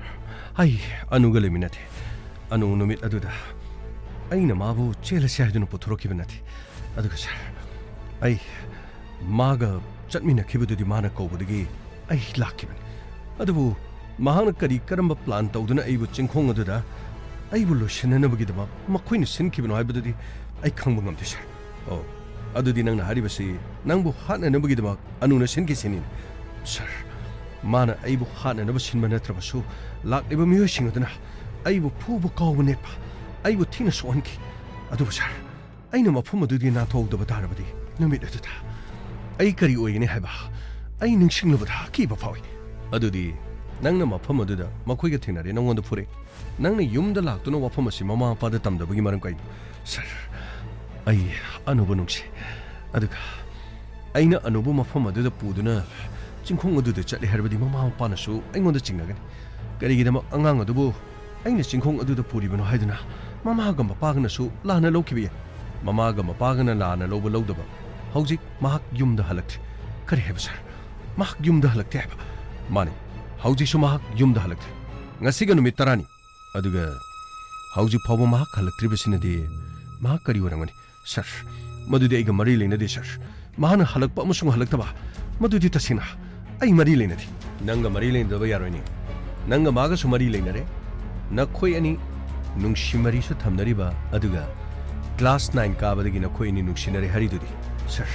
aiga maga class 9 ka badagi nungshi mari leina rabusu ngasi phawda aina mongoda akaibali chatmata chatkiba leiti माना सिंगोंदा काइबली चटमत चटखिब लेथि अदुगा सर नुमित अदुददी महाक आइबु फुबदु गारी मनुंगदगी करिगुम अमत हाइखिदि अदुगा मफम अदुदा प्लान तौदुना आइबु कौथोलगा आइना मफम अदुदा लेरे हाइबा मतम अदुदा मखोइसिंग अदु महाना कौखिबनि अदुदी मियोय कया मखोइ मरी मंगागुम सुबा माले मरी मंगा अदुदी मसक खंगदि सर आई मसक तेमत खंगथ्रे करिगी अदुगा ममीसिंग अदु नोंद फुजै दो मतमदा मखोइसिंग अदु खंगदबना करि नंगना अनुभूति सेनरगा अनुगा तिनरिबा मिसिंग नंगना खंगदबगी मरम करि सर मखोइ लोइनमक हेलमेट ऑफिसर करि हेलमेट उपि हाइबा अदुगा मखोइसिंग अदुगी मरकता ममिंग खंगबा सर अइना मखोइना हाइबा ताबदा अमना बोय अदुगा अइना लोतुना लेरिंगे मतमदा मिंग कौबदा अमना शंकर अदुगा सर कोना अनुना गाड़ी तोंगागा चटखिबा मियदुना मनीष करी मनीष बोय अमदी शंकर अदुदी मखोइसिंग अदुदी नंगना खंगबा सर आई ममिंग ताबदु अहनमनि सर मखोइ ममाइ लोइना कुपसिनमना कनानो हाइबा खंगथि अदुदी कॉलेज ता नंगना सथोक चसिन तौबा थिंदोक थिंजिन तौबा मतमदसु अनुग तीनबा मनीष कौबा नत्रगा बॉय कौबा नत्रगा शंकर कौबा मी अमता नंग सर अइदी मखोय ममानबसिंग नोमत मरक्ता चंगगा वारी सानबसु याउथि कॉलेजदगी तंगाई फदना नों फादोक लौबा खक्तन इमुंग मनुंगी थबक इंगांग चटपा अदुगा अइना मंगोंदा फोन पीबा मतम मतम कुमै हराव लाक्पा मतमना मंगोंदा खुदोल पोट पीबा महाकी अवाटपा पुनमक अइना मेंशनदुना पीबा अइदी खुदोल पोट पीरगा महाकी पुनिंग पेनना होनाखिबदि नथि महाकपु अवाट अपा लेतबा अदुगा महांगना निंगबसिंगदो थुंगननबगिदमक होनाखिबा खक्तनि सर मखोयगी इमुंग यामना लायरब इमुंग अमा नथि मिडल क्लास फैमिली अमा ओइरबसु महाकी अनिंगबा अपामदि लोइना थुंगनबा ngambadi याय अदुबा सर माबु अफबा लंबी मद पुरकननबगिदम फत्तबा संग तौदनबा अमदि माबु अइना क्वेश्चन सेनदना अइना नुंसीजबनि को खंदुना अइना लाखिबा अदुगा सर महांगना अइबुदि मिनमलगा अइबुला महांग अदुदा अइगी थवाई लौननबगिदम होनखिबदो सर नंगी वादो ताबदा खरदि वाय अदुबुने चही अदुग याम यामनबा नसाना नकोक अदुक यामने यावरो अदुगुम थौदोक अमा थुए हायदुना पुलिस स्टेशन दा लालगा पुलिस कंप्लेंट तौद्रिमा मरम करिगिनो सर अइना पुलिस तौरगा अइना फाहनगदोरिसि कनानो सर अइ मागी मनिंग थुंजबा माकी पुंसी अदुदा अइना अमुक अइना येटपा पामथि करि हायबा मानि सर अइ मागी मफमदा अइ येटपा पीबा अइ करिसु पामखिदे सर माना निंगबा थुंगबा माना नुंगाइजबदो पाम अइ महांगना हातनबा होनख्रबसु करिगुमा यावरम तारकसु फत्ता लौसिंग तौदना अइबु मांगनबगी होनरमलबसु फना यामना माना अइबु नुंसिद्रबसु अइनदि माबु लेखा ताननबा करिगुमा अमत तौनिखि मरमदुना अइनि युमलोमदा लेरबदि महाक सोइदनि युमदा उरकपि याय माबु उरकलबदि महाकपु नुंसिरकपि याय महाकपु नुंसिरकलबदि अइ अमुकसु इकाई की पनलांदुना मागी मनाक्ता अमुक लेपलबा याय सर अदुबु माना अइबु तुकचै माना अइबु हंगोय माना पोमनमक अइंगोंदा नमथक तोरमने हाइबदुदि अइ कोना खंगखि सर अदुबु थोलिबा थौदोकसिंग अदु फरसु फत्रसु नंगी इमुंगी मीसिंगदा लोइना तंबा यायना sir अइना तमलबसु mix up थिगदोरिबसि कनानो अइगे अनुने अइना माबु Marik Chumna अरुबै chain अमगुम महाक करिगुंबा खोंफम अमत कायदबि अमगुम अइना पुथोकचरखि अइना सेनजरखि अइना कोइपा पानदना अइना मतमगी कुमई कया मतमगी थौदो वाथो कयादा अइना हाइबा खुदिंग महाक ताखि अदुबु सर पुनमक अरे मनि सर पुनमक अरे मनि सर अदुना मा खंगोइदबो मफम असिदा अइना लोतुना अइ कार ड्राइवर मोइना मफम असिदा अइ लेकाय असिगी थबक थोरम अना येक पुखटप स्कूल गी अंगांगसिंग होंदोक खोंजिन तौबा कनागुम इमुंग मनुंगी थबक इंखा सर अइ मफम असिदा तौदुना लेजबने सर यारगदि कनामत खंगलरोय हायदुना मफम असिदा लोतुना लेजरबने सर नंगी वासे असेंग बोरमदि अदुबु फरे नंग अखोइगदि चथबदि यारो मरमदि नाहक लोइनना महाक लोकेशन चप मानन ओइखिबनिना असुक चावरबो वाफम अमा लोसिन्दुना थंबा हाइबसिदि नंग सुनराले चनबा तौसि सर करिसु कायबा लेते सर अदुबु सर अइबु जराक पिबियु अइबु कैसुम संगदा थंबियु अदुबु सर अइना मरम ओइरगा अनुगी ममिंग तदि पनबिगन सर सोशल मीडिया दा खबर दा चही नौरिबी नुपी मचा अमबो अइना पुरगा चटखरगा अइना मांगले हाइबा मदुगी मिंगथोलदो अइ पामजदे सर अइना माबु मांगनदे सर मादी गाड़ी तोंबा हेलमेट उपा मखोइगा चटखिबदे सर अइना माबु युमदा सोइदना लेरंगनी खलुबने सर अदुबु मांगना मफम अदुदा लेते हारिबचबो सर अइखोइना नंगोंदा मिनंगदब नतिने नंगना पुरगा चटखिबा हाइबदि नंगा थोमिनखिबा नंगा लास्ट लोकेशन ओखिबदो फरे अइखोइना नंगना हाइरिबसे कदाय फावबो चुमे हाइबदु नंगी लास्ट लोकेशन मफम अदु अइखोइदा ताकपदा अइखोइना थिखिबा अइखोइना फंखिबा लास्ट लोकेशन अदु नंगना ताकपदा चुमलबदि फै करिगुंबा मदुदा लानबा तारदि नंगना हाइरिबसिंग असि मिनमनि हाइदुने अइखोइना लौगनि सर कैसु काइदे सर अइ करिसु काइदे अदुगा सर अइ मखोइना अइगे फोन दुदि पाइरगा अदुम पुरगा चटखिबनि नंगी फोन दुदि अइखोइना तौबदा चत्रेनि ꯌꯥꯏ ꯁꯥꯔ ꯀꯩꯁꯨ ꯀꯥꯏꯗꯦ ꯑꯗꯨꯕꯨ ꯁꯥꯔ ꯃꯥꯒꯤ ꯐꯣꯟꯗꯤ ꯆꯠꯐꯝ ꯊꯣꯛꯏꯅꯦ ꯁꯥꯔ ꯃꯥꯒꯤ ꯐꯣꯟꯁꯨ ꯁ꯭ꯋꯤꯆ ꯑꯣꯐ ꯂꯩ ꯀꯔꯤ ꯍꯥꯏꯕ ꯁꯥꯔ ꯅꯪꯗꯤ ꯑꯃꯨꯛ ꯍꯟꯅ ꯃꯉꯣꯟꯗ ꯀꯣꯜ ꯇꯧꯗꯕ꯭ꯔꯣ ꯁꯥꯔ ꯑꯩꯗꯤ ꯃꯐꯝ ꯑꯁꯤꯗ ꯂꯥꯛꯈꯤꯕ ꯃꯇꯝꯗ ꯑꯩꯒꯤ ꯐꯣꯟ ꯂꯩꯈꯤꯗꯦ ꯑꯗꯨꯕꯨ ꯑꯩ ꯀꯣꯟꯅ ꯇꯞꯅ ꯇꯞꯅ ꯁꯦꯟ ꯇꯨꯡꯁꯤꯟꯖꯔꯒ ꯁꯥꯔ ꯑꯩ ꯐꯣꯟ ꯑꯃꯈꯛꯇꯪ ꯑꯩ ꯐꯣꯟ ꯇꯧꯕ ꯌꯥꯔꯕꯗꯤ ꯍꯥꯏꯗꯨꯅ ꯁꯤꯝ ꯑꯃ ꯂꯧꯔꯒ ꯌꯨꯝꯒꯤ ꯅꯝꯕꯔꯗ ꯀꯣꯜ ꯇꯧꯖꯔꯨꯕꯅꯤ ꯌꯨꯝꯒꯤ ꯅꯝꯕꯔꯗ ꯀꯣꯜ ꯇꯧꯔꯨꯕꯅꯤ ꯁꯥꯔ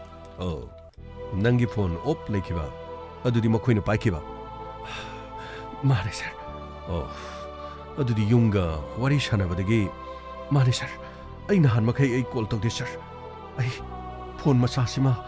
ꯑꯩꯅ ꯒꯥꯔꯤ ꯊꯧꯔꯨꯔꯒ ꯐꯪꯖꯔꯛꯄ ꯁꯦꯟꯗꯨꯗꯒꯤ ꯂꯩꯖꯕꯅꯤ ꯁꯥꯔ ꯁꯥꯔ ꯊꯥꯖꯗ꯭ꯔꯒ ꯁꯥꯔ ꯄꯨꯝꯅꯃꯛꯁꯦ ꯚꯔꯥ ꯁꯥꯟꯇꯣꯛꯂꯤꯕ ꯃꯔꯨꯞ ꯀꯥꯟꯇꯗ ꯄꯨꯝꯅꯃꯛ ꯍꯪꯕꯤꯌꯨ ꯁꯥꯔ ꯁꯥꯔ ꯃꯥꯒꯤ ꯐꯣꯟꯁꯤꯕꯨꯗꯤ ꯂꯩꯔꯨꯕ ꯀꯨꯏꯗ꯭ꯔꯤꯕꯅꯤ ꯁꯥꯔ ꯁꯥꯔ ꯑꯁꯨꯛ ꯆꯥꯎꯕ ꯊꯧꯗꯣꯛ ꯑꯃ ꯊꯣꯛꯑꯝꯒꯅꯤ ꯍꯥꯏꯕꯗꯤ ꯑꯩꯗꯤ ꯈꯪꯕꯨ ꯈꯪꯗꯦ ꯑꯗꯨꯒ ꯁꯥꯔ ꯃꯥꯅ ꯃꯐꯝꯁꯤꯗ ꯂꯥꯛꯄꯗꯁꯨ ꯃꯃꯥꯏ ꯃꯃꯤꯠꯁꯦ ꯏꯄꯣꯝ ꯄꯣꯝꯃꯒꯁꯨ ꯂꯥꯛꯈꯤꯕꯅꯤ ꯑꯗꯨꯕꯨ ꯁꯤꯒꯨꯝꯕ ꯊꯧꯗꯣꯛ ꯑꯃ ꯊꯣꯛꯑꯦ ꯍꯥꯏꯕꯗꯤ ꯃꯥꯅ ꯑꯩꯈꯣꯏꯗ ꯇꯝꯕꯗꯤ ꯂꯩꯈꯤꯗꯦ ꯁꯥꯔ ꯑꯗꯨꯒ ꯉꯁꯤ ꯃꯥꯒꯤ ꯋꯥꯐꯝꯁꯤ ꯇꯥꯔꯨꯕꯗ ꯁꯥꯔ ꯑꯩꯗꯤ ꯑꯍꯥꯟꯕꯗ ꯃꯥꯗꯤ ꯑꯆꯧꯕ ꯀ꯭ꯔꯥꯏꯝ ꯑꯃꯗ ꯆꯦꯟꯅꯔꯒ ꯑꯩꯕꯨꯁꯨ ꯑꯋꯥꯐꯝꯗ ꯇꯥꯒꯗ꯭ꯔꯥ ꯈꯜꯂꯨꯕꯅꯤ ꯁꯥꯔ ꯁꯥꯔ ꯑꯩꯗꯤ ꯃꯥꯕꯨ ꯑꯔꯥꯟꯕ ꯑꯃ ꯑꯣꯏꯔꯝꯒꯅꯤ ꯍꯥꯏꯕꯁꯤ ꯁꯥꯔ ꯑꯩꯗꯤ ꯊꯥꯖꯕ ꯉꯝꯗꯦ ꯋꯥꯔꯧꯕꯤꯕ ꯌꯥꯗꯦ ꯍꯧꯖꯤꯛꯃꯛꯀꯤꯗꯤ ꯀꯦꯁꯁꯦ ꯑꯁꯦꯡꯕ ꯀꯔꯤꯅꯣ ꯍꯥꯏꯕ ꯈꯪꯗ꯭ꯔꯤ ꯃꯍꯥꯛꯅ ꯇꯝꯂꯤꯕꯁꯤꯅ ꯃꯍꯥꯛꯀꯤ ꯑꯣꯏꯕ ꯋꯥꯐꯝ ꯑꯅꯨ ꯍꯧꯖꯤꯛ ꯀꯗꯥꯏꯗ ꯂꯩ ꯍꯥꯏꯕ ꯈꯪꯗ꯭ꯔꯤ ꯑꯅꯨ ꯃꯐꯝ ꯈꯪꯅꯕ ꯑꯅꯨꯒ ꯂꯩꯃꯤꯟꯅꯔꯤꯕ ꯃꯤꯁꯤꯡ ꯑꯩꯈꯣꯏꯅ ꯐꯥꯒꯠꯄ ꯉꯝꯅꯕ ꯑꯗꯨ ꯑꯣꯏꯕ ꯇꯥꯔꯕꯗꯤ ꯊꯧꯗꯣꯛ ꯑꯁꯤꯒꯤ ꯑꯁꯦꯡꯕ ꯃꯔꯝ ꯄꯨꯝꯅꯃꯛꯁꯤꯡꯗꯣ ꯂꯣꯏꯅ ꯈꯪꯂꯅꯤ ꯑꯦꯅꯤꯋꯦ ꯀꯥꯈꯠꯄꯤꯌꯨ ꯑꯗꯨꯒ ꯁꯟꯇꯣꯁ ꯁꯥꯔ ꯃꯥꯒꯤ ꯀꯥꯔ ꯑꯁꯤꯁꯨ ꯊꯧꯔꯛꯑꯣ ꯐꯅꯤ ꯁꯥꯔ ꯒꯥꯃꯩ ꯁꯥꯔ ꯑꯩꯈꯣꯏ ꯆꯠꯅꯕ ꯇꯧꯁꯤ ꯁꯥꯔ ꯃꯥꯅ ꯃꯐꯝ ꯑꯗꯨꯃꯨꯛ ꯊꯥꯍꯟꯒꯗꯧꯔꯤꯔ ꯁꯥꯔ ꯌꯦꯁ ꯃꯐꯝ ꯑꯗꯨꯃꯨꯛ ꯃꯉꯣꯟꯗ ꯊꯥꯍꯟꯕ ꯇꯥꯕꯅꯤ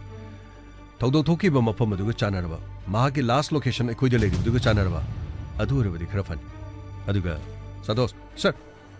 ꯃꯅꯤꯁ ꯑꯗꯨꯒ ꯕꯣꯏ ꯁꯪꯀꯔ ꯑꯅꯨꯒꯤ ꯀꯣꯜ ꯗꯤꯇꯦꯜꯁ ꯔꯦꯀꯣꯔꯗꯇ ꯋꯥꯔꯤ ꯁꯥꯟꯅꯕꯗ ꯅꯪꯅ ꯀꯣꯂꯦꯖꯀꯤ ꯁꯥꯇ꯭ꯔꯁꯤꯡꯅꯤ ꯍꯥꯏꯗꯨꯅ ꯋꯥꯔꯤ ꯁꯥꯟꯅꯈꯤꯕꯁꯤꯡ ꯑꯗꯨꯒꯤ ꯃꯔꯛꯇ ꯃꯈꯣꯏꯁꯤꯡ ꯑꯗꯨꯒꯤ ꯃꯃꯤꯡ ꯃꯥꯟꯅꯕ ꯌꯥꯎꯕ꯭ꯔ ꯐꯅꯤ ꯁꯥꯔ ꯑꯗꯨꯒ ꯃꯍꯥꯛꯀ ꯋꯥꯔꯤ ꯁꯥꯟꯅꯈꯤꯕ ꯀꯣꯂꯦꯖꯀꯤ ꯁꯥꯇ꯭ꯔꯤꯁꯤꯡ ꯑꯗꯨꯗꯁꯨ ꯕꯣꯏ ꯁꯪꯀꯔ ꯑꯃꯗꯤ ꯃꯅꯤꯁ ꯀꯅꯥꯅꯣ ꯍꯥꯏꯕꯗꯨ ꯈꯪꯕ ꯉꯝꯂꯦ ꯃꯈꯣꯏ ꯑꯍꯨꯝꯒꯤ ꯃꯅꯨꯡꯗ ꯑꯃꯇꯪ ꯈꯪꯂꯕꯗꯤ ꯀꯦꯁ ꯑꯁꯤꯒꯤ ꯋꯥꯔꯣꯏꯁꯤꯟ ꯄꯣꯔꯛꯄꯗ ꯏꯔꯥꯏ ꯂꯥꯏꯔꯦ ꯐꯅꯤ ꯁꯥꯔ ꯆꯠꯅꯕ ꯇꯧꯁꯤ ꯒꯥꯃꯩ ꯒꯥꯔꯤ ꯊꯧꯔꯣ ꯐꯅꯤ ꯁꯥꯔ ꯑꯩꯗꯤ ꯀꯔꯤꯅꯣ ꯍꯨꯔꯥꯟꯕ ꯐꯥꯔꯦꯅ ꯐꯨꯊꯔꯗꯔꯅ ꯈꯜꯂꯨꯕꯅꯤ ꯁꯥꯔ ꯑꯗꯨꯒꯗꯤ ꯁꯥꯔ ꯍꯨꯔꯥꯟꯕꯁꯤꯗꯤ ꯑꯃꯨꯛ ꯃꯁꯤꯗꯤ ꯂꯥꯜꯂꯣꯏꯗꯧꯔꯤꯕ꯭ꯔꯥ ꯀꯔꯤꯅꯣꯝ ꯇꯧ ꯂꯩꯔꯦꯅꯦ ꯀꯔꯤꯅꯣ ꯈꯪꯗꯦꯅꯦ ꯑꯁ ꯏꯌꯥꯝꯕ ꯄꯥꯈꯪ ꯑꯔꯤꯕ ꯍꯥꯏꯕꯗꯨ ꯑꯣꯏꯔꯦꯅꯦꯀꯣ ꯏꯌꯥꯝꯕ ꯁꯥꯔ ꯀꯔꯤꯁꯨ ꯈꯟꯕꯤꯔꯨꯅꯨꯗ ꯑꯁ ꯄꯥꯈꯪ ꯑꯔꯤꯕ ꯍꯥꯏꯔꯦ ꯁꯥꯎꯕꯤꯒꯅꯨꯀꯣ ꯀꯔꯤꯅꯣ ꯈꯪꯗꯦꯗ ꯇꯧꯔꯤꯁꯦ ꯑꯃꯨꯛ ꯀꯔꯤꯅꯣ ꯊꯦꯝꯇꯣꯛꯑꯒ ꯃꯣꯏꯊꯦꯝ ꯇꯧꯕꯅꯤꯅꯦ ꯃꯤꯅ ꯇꯧꯕꯁꯦꯀꯣ ꯍꯧꯖꯤꯛꯀꯥꯟꯗꯤ ꯅꯨꯄꯤ ꯃꯆꯥꯁꯤꯡꯁꯦ ꯆꯥꯊꯣꯛꯄ ꯊꯛꯇꯣꯛꯄ ꯀꯔꯤꯅꯣ ꯑꯩꯅ ꯀꯔꯤꯅꯣ ꯀꯣꯏꯅꯕꯅ ꯑꯃ ꯀꯣꯏꯅꯔꯒ ꯁꯦꯟ ꯄꯥꯏꯕ ꯃꯤꯗꯒꯤ ꯐꯣꯟꯒꯨꯝꯕ ꯑꯥꯏꯐꯣꯟꯒꯨꯝꯕ ꯂꯩꯍꯜꯂꯒ ꯀꯔꯤꯅꯣ ꯆꯥꯊꯣꯛ ꯊꯛꯇꯣꯛꯑꯒ ꯂꯩꯕꯁꯨ ꯌꯥꯝꯅ ꯌꯥꯎꯕꯖꯥꯠꯅꯤ ꯊꯧꯔꯣ ꯃꯩ ꯐꯅꯤ ꯁꯥꯔ ꯑꯗꯨꯒ ꯃꯍꯥꯛꯄꯨ ꯃꯐꯝ ꯇꯥꯅ ꯊꯧꯗꯣꯛ ꯊꯣꯛꯈꯤꯕ ꯃꯐꯝꯗꯨ ꯅꯪꯅ ꯂꯣꯏꯅ ꯇꯥꯛꯀꯗꯕ ꯐꯅꯤ ꯁꯥꯔ ꯊꯧꯔꯣ ꯒꯥꯃꯩ ꯊꯧꯔꯣ ꯐꯅꯤ ꯁꯥꯔ ꯑꯁꯨꯝꯅ ꯃꯐꯝ ꯑꯗꯨꯗ ꯄꯨꯂꯤꯁꯅ ꯔꯥꯃꯦꯁ ꯄꯨꯈꯤ ꯊꯧꯗꯣꯛ ꯊꯣꯛꯐꯝ ꯑꯗꯨ ꯄꯨꯂꯤꯁꯇ ꯎꯠꯈꯤꯔꯝꯃꯤ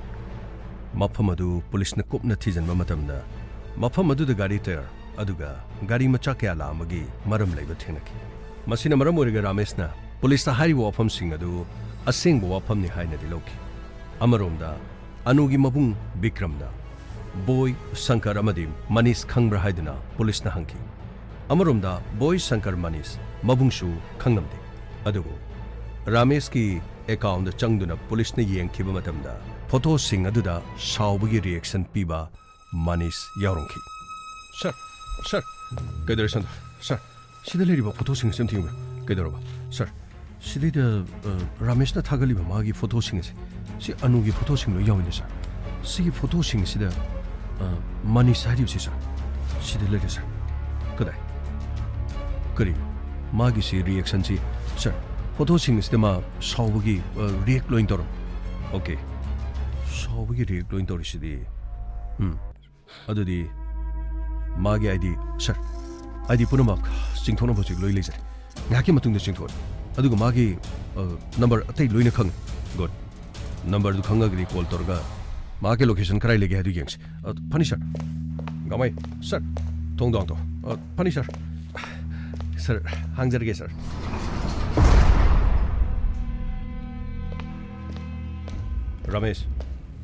रमेश सर नाके फोटो सिंग असिदा मनीष को बमना हाइबदी फोटो दी अनुगी फोटो नि नंगना थागलिस अदुगा नंगना थागली ब फोटो सि चही मंगा माने सर अइना सुम नुक्सी जबगी अइगी मिंगदा फोटो सिंग दो थागलदी यारा रोइना सर अइना आईडी दो कार ड्राइवर हायरगा थमने सर अदुगा मागी फोटो सिंग दो अइना सुम नुक्सी जदना थागचबन कनागुमना फोटो दो द लव साइन कनागुमना थम्स अप अदुगा कनागुमना साउबगी रिएक्शन सु दुपि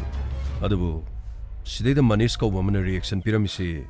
नंग नोमति यंगदब्रो सर मनीष हाइबु सर मनीष हाइबदि नंगना नुमित अदुदा नंगना पनखिबो वाफम सर अदुदि अनुगा बाइक त चटखिबदो यस नंगना ओहोबनि मदुदि अखोइना ओहोबनाति सर बाइक त तोंगबो मतमदा मोय अनिना मनीष लाओ हाइरगा हाइरम सर अदुना अदुदि सर फोटो द रिएक्ट पिरिबसि माने फोटो द रिएक्ट तौरिबसि मनीष कनानो हाइबदुदि चप चानै खोइ खंगगनि अदुगा माके लोकेशन खोइनि इराय लाइना पुथोंनो होनरि करिगुम्बा अनुगा महाक टेक्ट कायदना लेरमनो अदुगा अनुनो वाफम सिंगसि पुनमक याजबा तारबा थोखिबा थौदो दुगी मतंगदसु करिगुम्बा मनीषना अमदि महाकि कांगबुनु याबा तारगदि नंगी करिसु वानिंगा लेथि अदुबु हौजी मखोइगे खुंगुलिबा तारे गमाई सर एखोइ चनबा तौसि संतोषना हौजी हाकी मतुंगदा सोइदना लोकेशन पुथोगनि फनी सर यई बाबु नुंगाइगनि द सैता मिंगोंदा गाइस मोइनि यईदना गाइस तौरी मखा तारकुदि सर यारे थोंचनो चलो अखोइ चनबा तौसि फनी सर नुंगाइजरेदको सिदगिदि खंगनिदना मखोइ लो चनबा तौसि संतोष सेम सादना लेखरबनि लो खरस गांग चलो फनी सर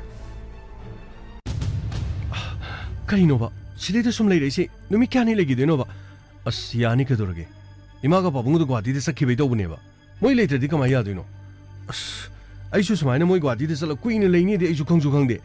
अहल लमन यावदुना सिबु यारिब्राबा नति अइना मुक चेन चोंगेना युमना पाउदु कनाना मुक तमदोरिगेबा अदि नोंगालो नोइदमु पाउ हाइदोबु चते यारो मतम खर लेगिजे हाइबो वानेबा अस ngasiga numit 13 ni surkadorबनि कइनोबा चेनबो सुमाइना सुम होटेल द सुम अमदम होंग अमदम हो करिनोबा तोरसिबो आई युमदा चखरगे अस यारे नंग सुबा असुक वाना सिलगा थबो पुनोक्से नंगी कार ड्राइवर दो मधुना थोलिन करिनो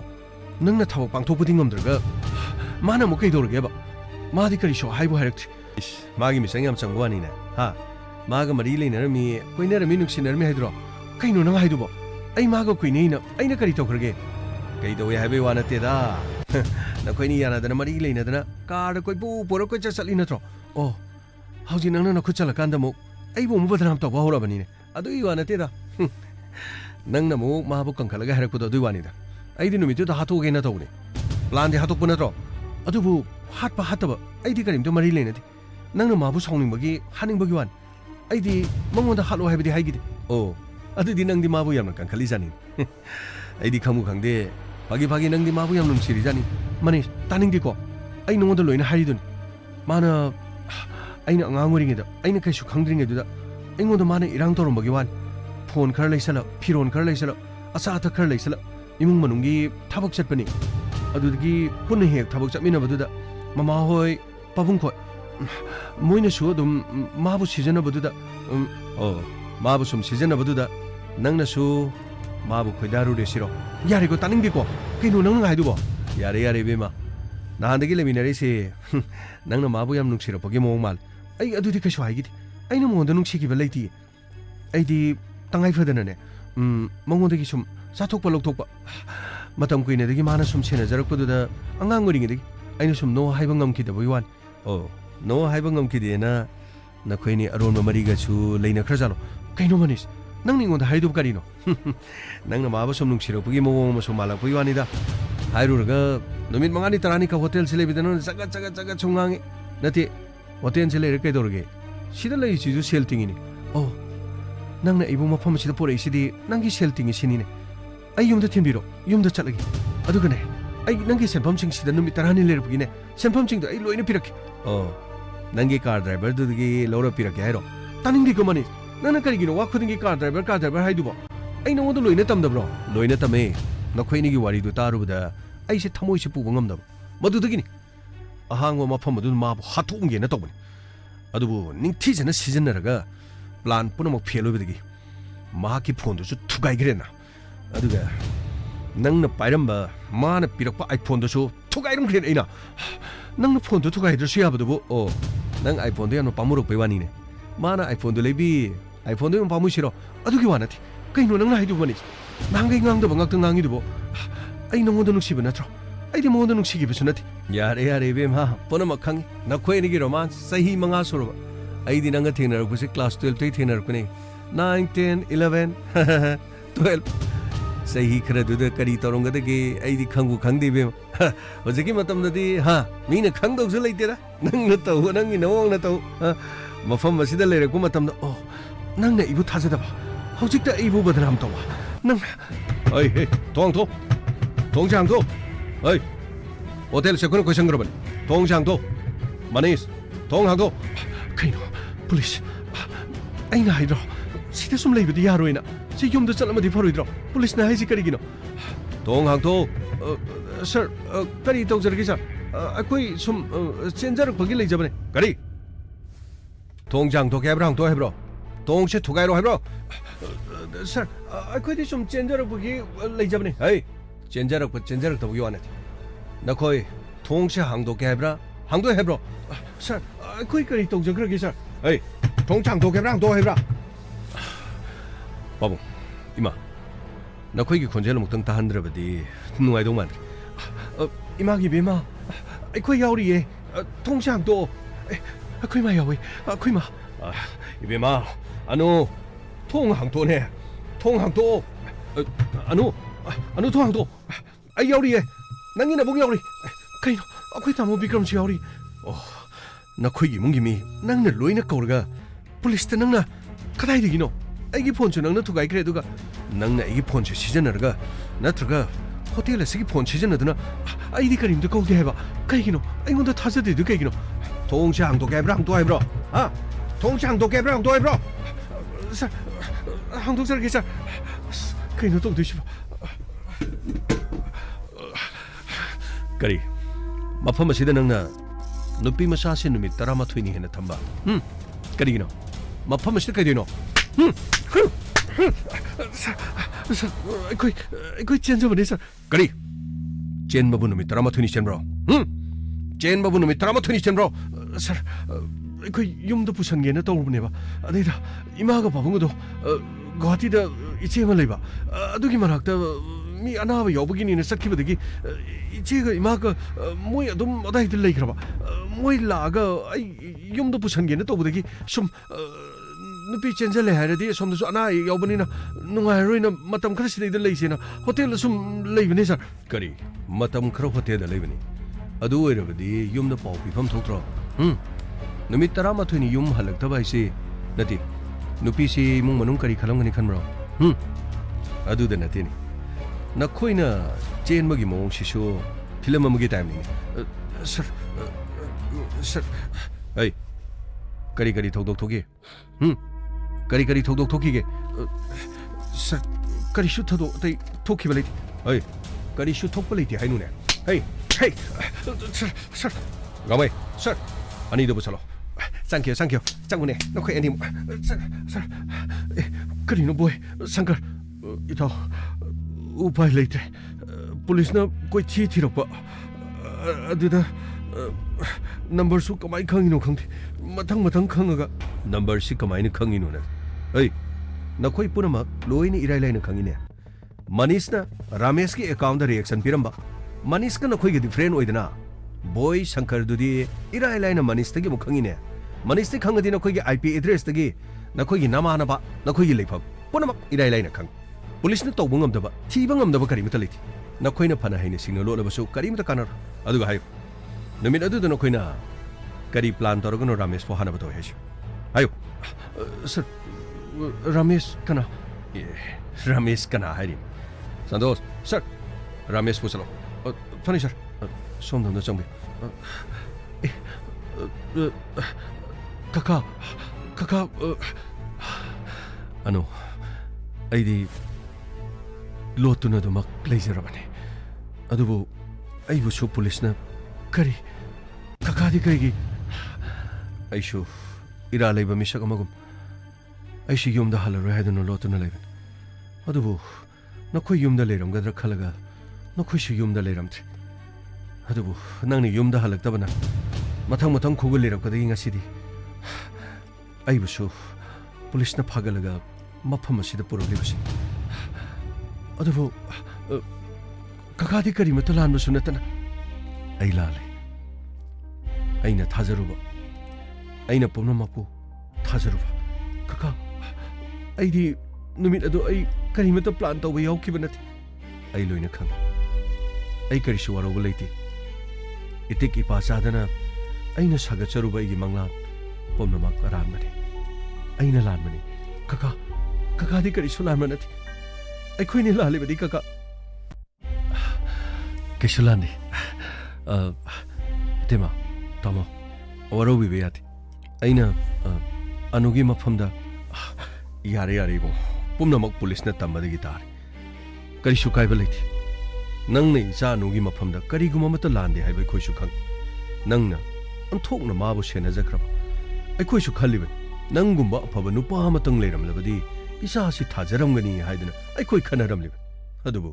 ngasidi chana oktabanina nangbu mirairaga mahaki oijaba kharagidama mama mapabu karimata khandaba makai numit 13 ni hotel este leiba ngami aikhoina di ichagi damakta numit 13 ni ona thoina khangdana mabung asi ju tumpham chapam khangdi maduda nati mabungi mamanaba rabi tumpham chapam khangdi kadai de leikhraba haiduna koi chen no honariba aduga mana masida hotel asida numit 13 ni lerga mama mapa aikhoibu mirairaga aduga Ramesh pusu hana nabagi damakta nangi Manisa sin honei hari sir makhoi singa si pukro makhoi singa si imanga sidagi pukro isano pise mangla basu mangasam mapunchi chopa mayum pandra basu yum da thamgani makho makhut punchalaga makak kakthalaga thamasu thamgani kari sulektaba nasagi aning ba pama kharagi damak aduga ni busu hana honei hari aduga ataise loina makhoi ju phajan bikro inspector makhoi ju phajan bikro pabung karim to wabiro mi bu han anabagi da makoina torum liba ari manati loina mak cherak phangani hadubu isanu piga mafam asida leram liba monga to ibungo ahal man khangna chen masunati paw handok pa lakpu sunati masi chen ba kodi ne mi han abagi plan da mafam amad lot pa huran bi koi ibungo Ramesh waro bi yati isagi mai kai digi ne mapa mo ine ibungo ai koi lan kre Isaji bu mukta ngakpiu ko isaji mukta ngakpiu nangna ne isaji bu tuition tawbam college dagi mafam kaya amam matheng kaya dagi adudagi kumai harau kaya nahakna sena jaduna ne isaji bu afaba poktak piduna lakki aduga nangbu yum thadokuna nangna chalidu karigino thokdok thokpodu nangna ikhoida tamma yadro ha nangna karigi lolibano babam anuda dak amata paghaningde anuda amotpa amata tayaningde anuna matam punamukta mahi pakpa haibadu ohening chume chahi matangdi chanade haibabu aina mabudi nungsijaba khaktani aina kalakpa mihauba magi masada apamba yaukiba nati nungsijabaduna aina mahakpu thawaigum latuna laikibani adubu ai khongthang aigi nungsiba omnamak arembu oiramle aina mahabu nungsijarubada Maharadi engona nam thak tawduna makhoi mayam manarga aibu mafam aduda makhoi mayam changduna phuduna hanabu honaki adubu nangna karigino ne adu tamthiba thodok ma tholuga losaliba karigino aina anubu chena ningde anubu yumda nungaina lejarasano aina mabu mu urabadi haiduna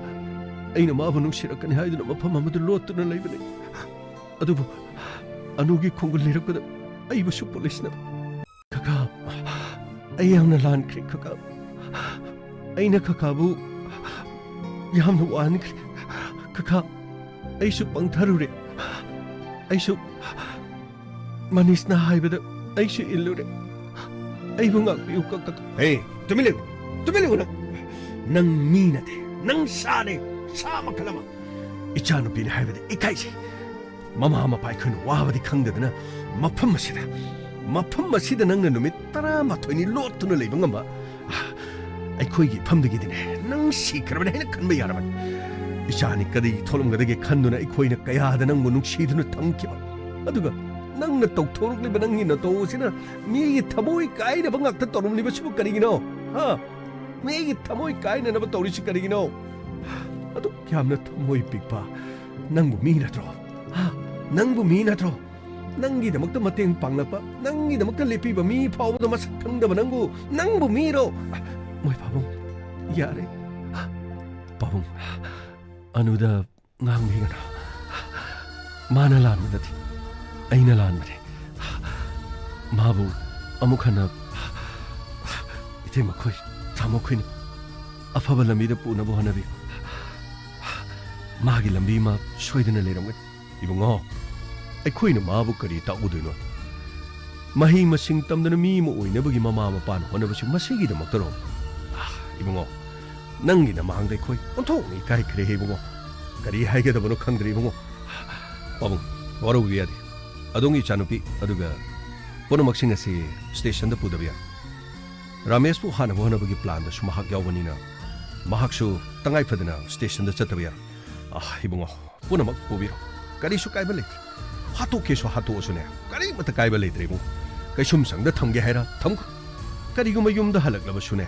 ꯃꯥꯕꯨ ꯃꯌꯨꯝ ꯃꯀꯩ ꯄꯥꯅꯅꯕ ꯑꯩꯈꯣꯏꯅꯅꯦ ꯀꯔꯤꯃꯠꯇ ꯍꯣꯠꯅꯕꯗꯤ ꯍꯣꯠꯅꯔꯔꯣꯏ ꯑꯁꯨꯛ ꯐꯠꯇꯕ ꯑꯁꯨꯛ ꯌꯥꯝꯅ ꯇꯝꯊꯤꯕ ꯁꯥꯖꯠ ꯃꯤ ꯑꯃ ꯑꯣꯏꯔꯒ ꯀꯔꯤꯅꯣ ꯄꯥꯕꯨꯡ ꯈꯤꯇꯪ ꯇꯞꯊꯕꯤꯌꯨ ꯀꯔꯤꯅꯣ ꯃꯥꯁꯨ ꯃꯕꯨꯛꯅꯤꯡꯒ ꯑꯣꯜꯂꯛꯄꯁꯨ ꯌꯥꯏꯗ ꯀꯔꯤꯅꯣ ꯄꯨꯛꯆꯦꯜ ꯆꯥꯎꯕ ꯑꯣꯖꯥ ꯔꯥꯃꯦꯁꯅꯤ ꯀꯔꯤꯅꯣ ꯑꯣꯖꯥ ꯔꯥꯃꯦꯁ ꯀꯔꯤꯅꯣ ꯑꯣꯖꯥꯅꯁꯨ ꯄꯨꯛꯆꯦꯜ ꯆꯥꯎꯕꯅꯤꯅ ꯃꯇꯨꯡ ꯃꯅꯥꯎ ꯃꯥꯒꯤꯁꯨ ꯉꯥꯛꯄꯤ ꯈꯣꯠꯄꯤꯕ ꯇꯧꯔꯀꯥꯟꯗꯁꯨ ꯀꯔꯤꯅꯣ ꯈꯔ ꯌꯦꯡꯕꯤꯕꯁꯨ ꯑꯗꯨꯝ ꯌꯥꯏꯗ ꯁꯔ ꯑꯩꯗꯤ ꯃꯇꯤꯛ ꯆꯥꯗ꯭ꯔꯕꯅꯤ ꯑꯩꯗꯤ ꯃꯍꯥꯛꯅ ꯏꯟꯊꯣꯛꯂꯕꯅꯤ ꯀꯀꯥ ꯑꯩꯕꯨ ꯑꯃꯨꯛꯇ ꯉꯥꯛꯄꯤꯌꯨ ꯀꯀꯥ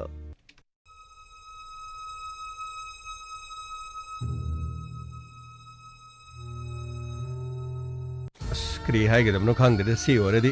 ꯀꯔꯤꯅꯣ ꯇꯧꯐꯝ ꯈꯪꯗ꯭ꯔꯦꯗ ꯃꯌꯥꯝ ꯁꯤꯗꯤ ꯑꯌꯦꯡꯕ ꯃꯤꯅ ꯑꯩꯈꯣꯏꯅ ꯑꯗꯨꯝ ꯑꯇꯥꯕ ꯃꯤꯅ ꯑꯗꯨꯝ ꯋꯥꯔꯦ ꯍꯥꯏꯕꯗꯨꯅꯤ ꯅꯣꯏꯅ ꯊꯣꯛꯄ ꯑꯗꯨꯝ ꯌꯥꯅꯔꯗꯤ ꯑꯗꯨꯝ ꯅꯣꯏꯅ ꯊꯣꯛꯄ ꯑꯗꯨꯝ ꯌꯥꯅꯔꯣ ꯀꯔꯤ ꯍꯥꯏꯒꯗꯕꯅꯣ ꯈꯪꯗ꯭ꯔꯦꯗ ꯁꯔ ꯑꯋꯥꯠꯄꯁꯤꯡꯗꯨ ꯁꯔ ꯃꯈꯣꯏ ꯈꯔꯗꯁꯨ ꯁꯔ ꯔꯥꯖꯦꯟ ꯑꯅꯤꯗꯁꯨ ꯐꯒꯠꯂꯛꯑꯦ ꯁꯔ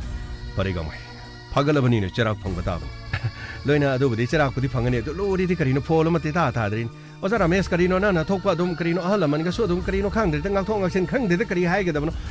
ꯁꯔ ꯒꯥꯡꯃꯩ ꯆꯠꯅꯕ ꯇꯧꯁꯤ ꯃꯈꯥꯗꯤ ꯑꯣꯖꯥ ꯔꯥꯃꯦꯁꯀꯤ ꯑꯗꯨꯒ ꯏꯃꯨꯡ ꯃꯅꯨꯡꯒꯤ ꯑꯄꯥꯝꯕꯗ ꯂꯩꯔꯁꯨ ꯆꯠꯁꯤ ꯅꯨꯡꯉꯥꯏꯔꯅꯤꯀꯣ ꯁꯤꯗꯒꯤꯗꯤ ꯀꯔꯤꯅꯣ ꯊꯥꯖꯕꯒ ꯊꯝꯃꯨ ꯌꯥꯄꯣꯠꯅꯠꯇꯦꯀꯣ ꯈꯪꯗ꯭ꯔꯦꯗ ꯑꯌꯦꯡꯕ ꯑꯇꯥꯕꯅ ꯑꯗꯨꯝ ꯂꯥꯜꯂꯦꯗ ꯀꯔꯤ ꯍꯥꯏꯒꯗꯕꯅꯣ ꯈꯪꯗ꯭ꯔꯦꯗ ꯀꯥꯔ ꯗ꯭ꯔꯥꯏꯚꯔꯒꯤ ꯄꯨꯟꯁꯤ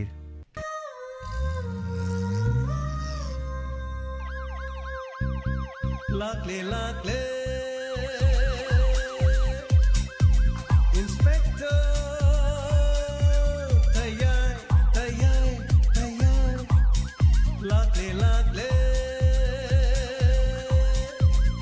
lakle inspector tayay uthanaba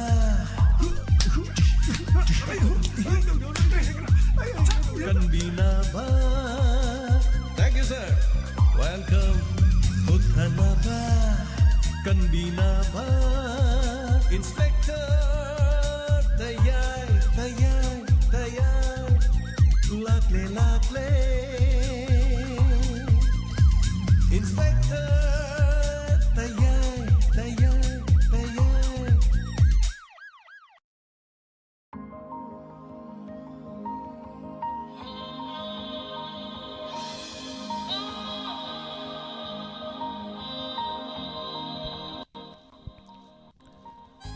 ꯍꯥꯟꯅ ꯊꯥꯒꯠꯆꯔꯤ ꯉꯁꯤꯒꯤ ꯏꯟꯁꯄꯦꯛꯇꯔ ꯇꯌꯥꯏ ꯑꯅꯧꯕ ꯇꯥꯡꯀꯛ ꯑꯁꯤꯒꯤꯗꯃꯛ ꯂꯥꯟꯊꯣꯛꯆꯔꯤꯕ 1903 ꯁꯨꯕ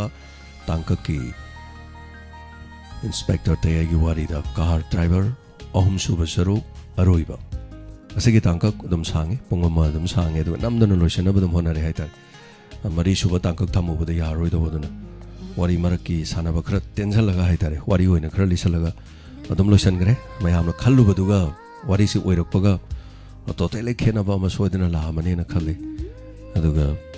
ahan mada khallu baduga mayamna car driver mana nam thak toraga nupi amabu manghan bagi macha kamada khallu ba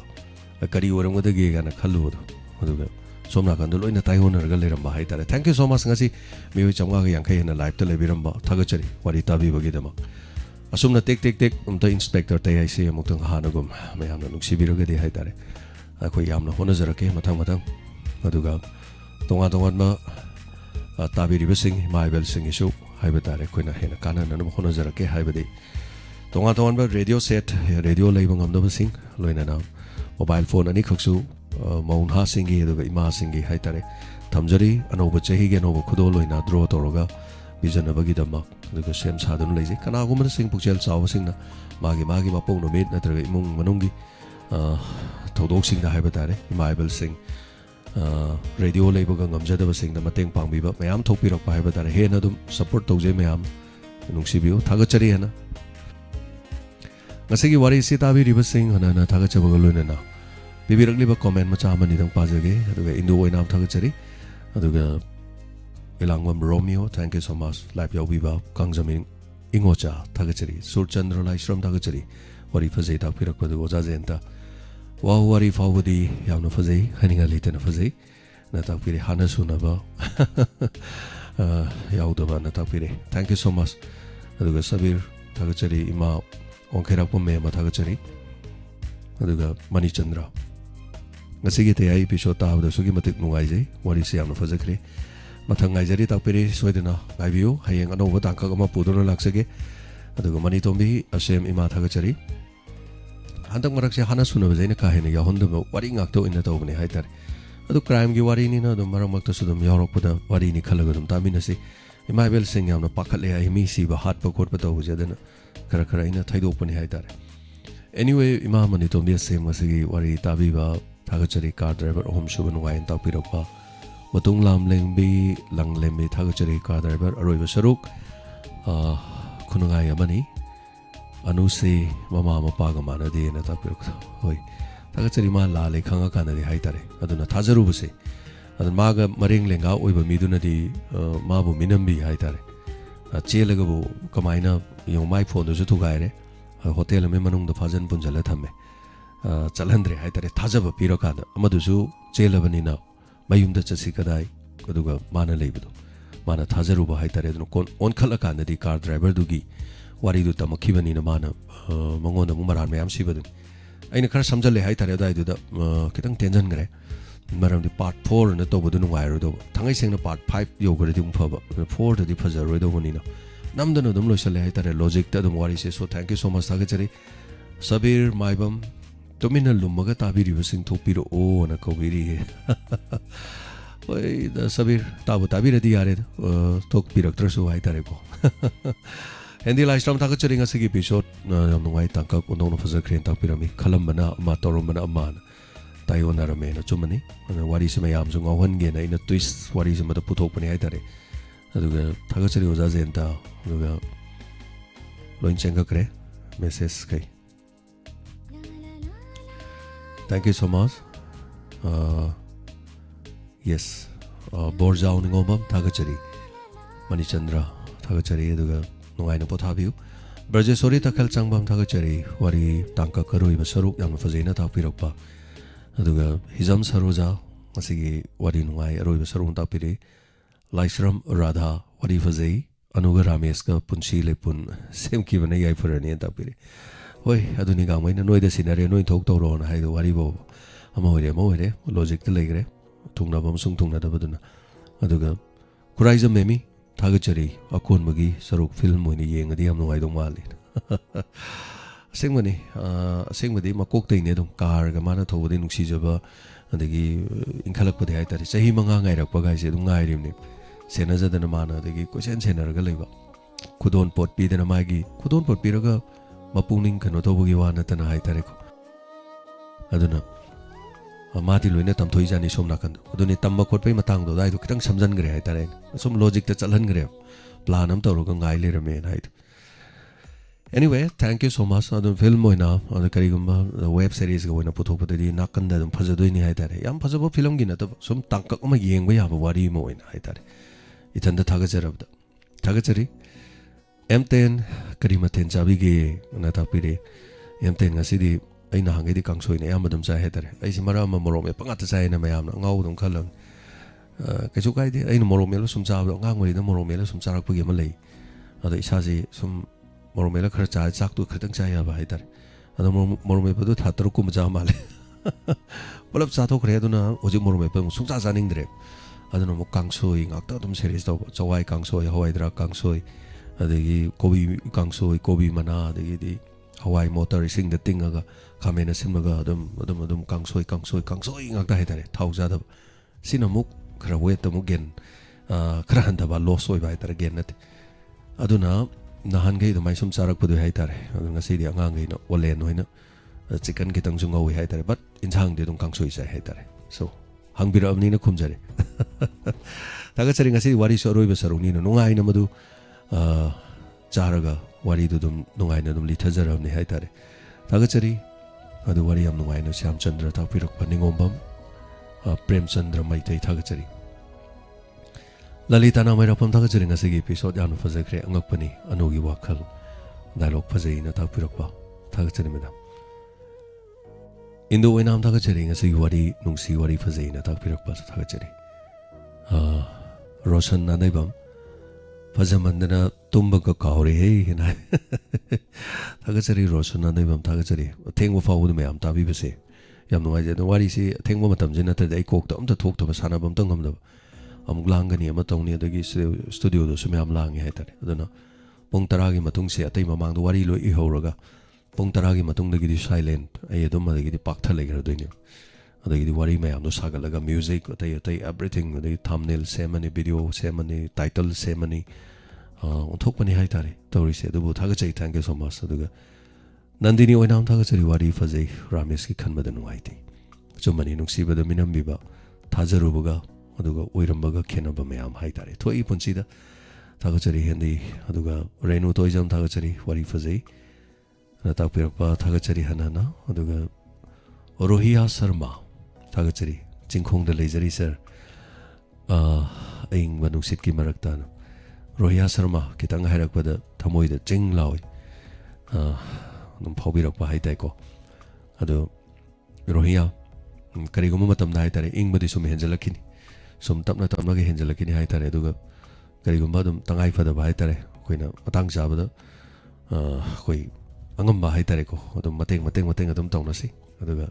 karigumba amta koi hangoina ba leitana hai tare aduna mayamba maniga khaladi adum karigumba matam da tawning ba leirasu hai tare haibiro akhoni am lejaru bai nati chamane koi ju struggle ni ko sidai tawjari je sidai paisa talin am sengna haragadi tayai sanari se sel talini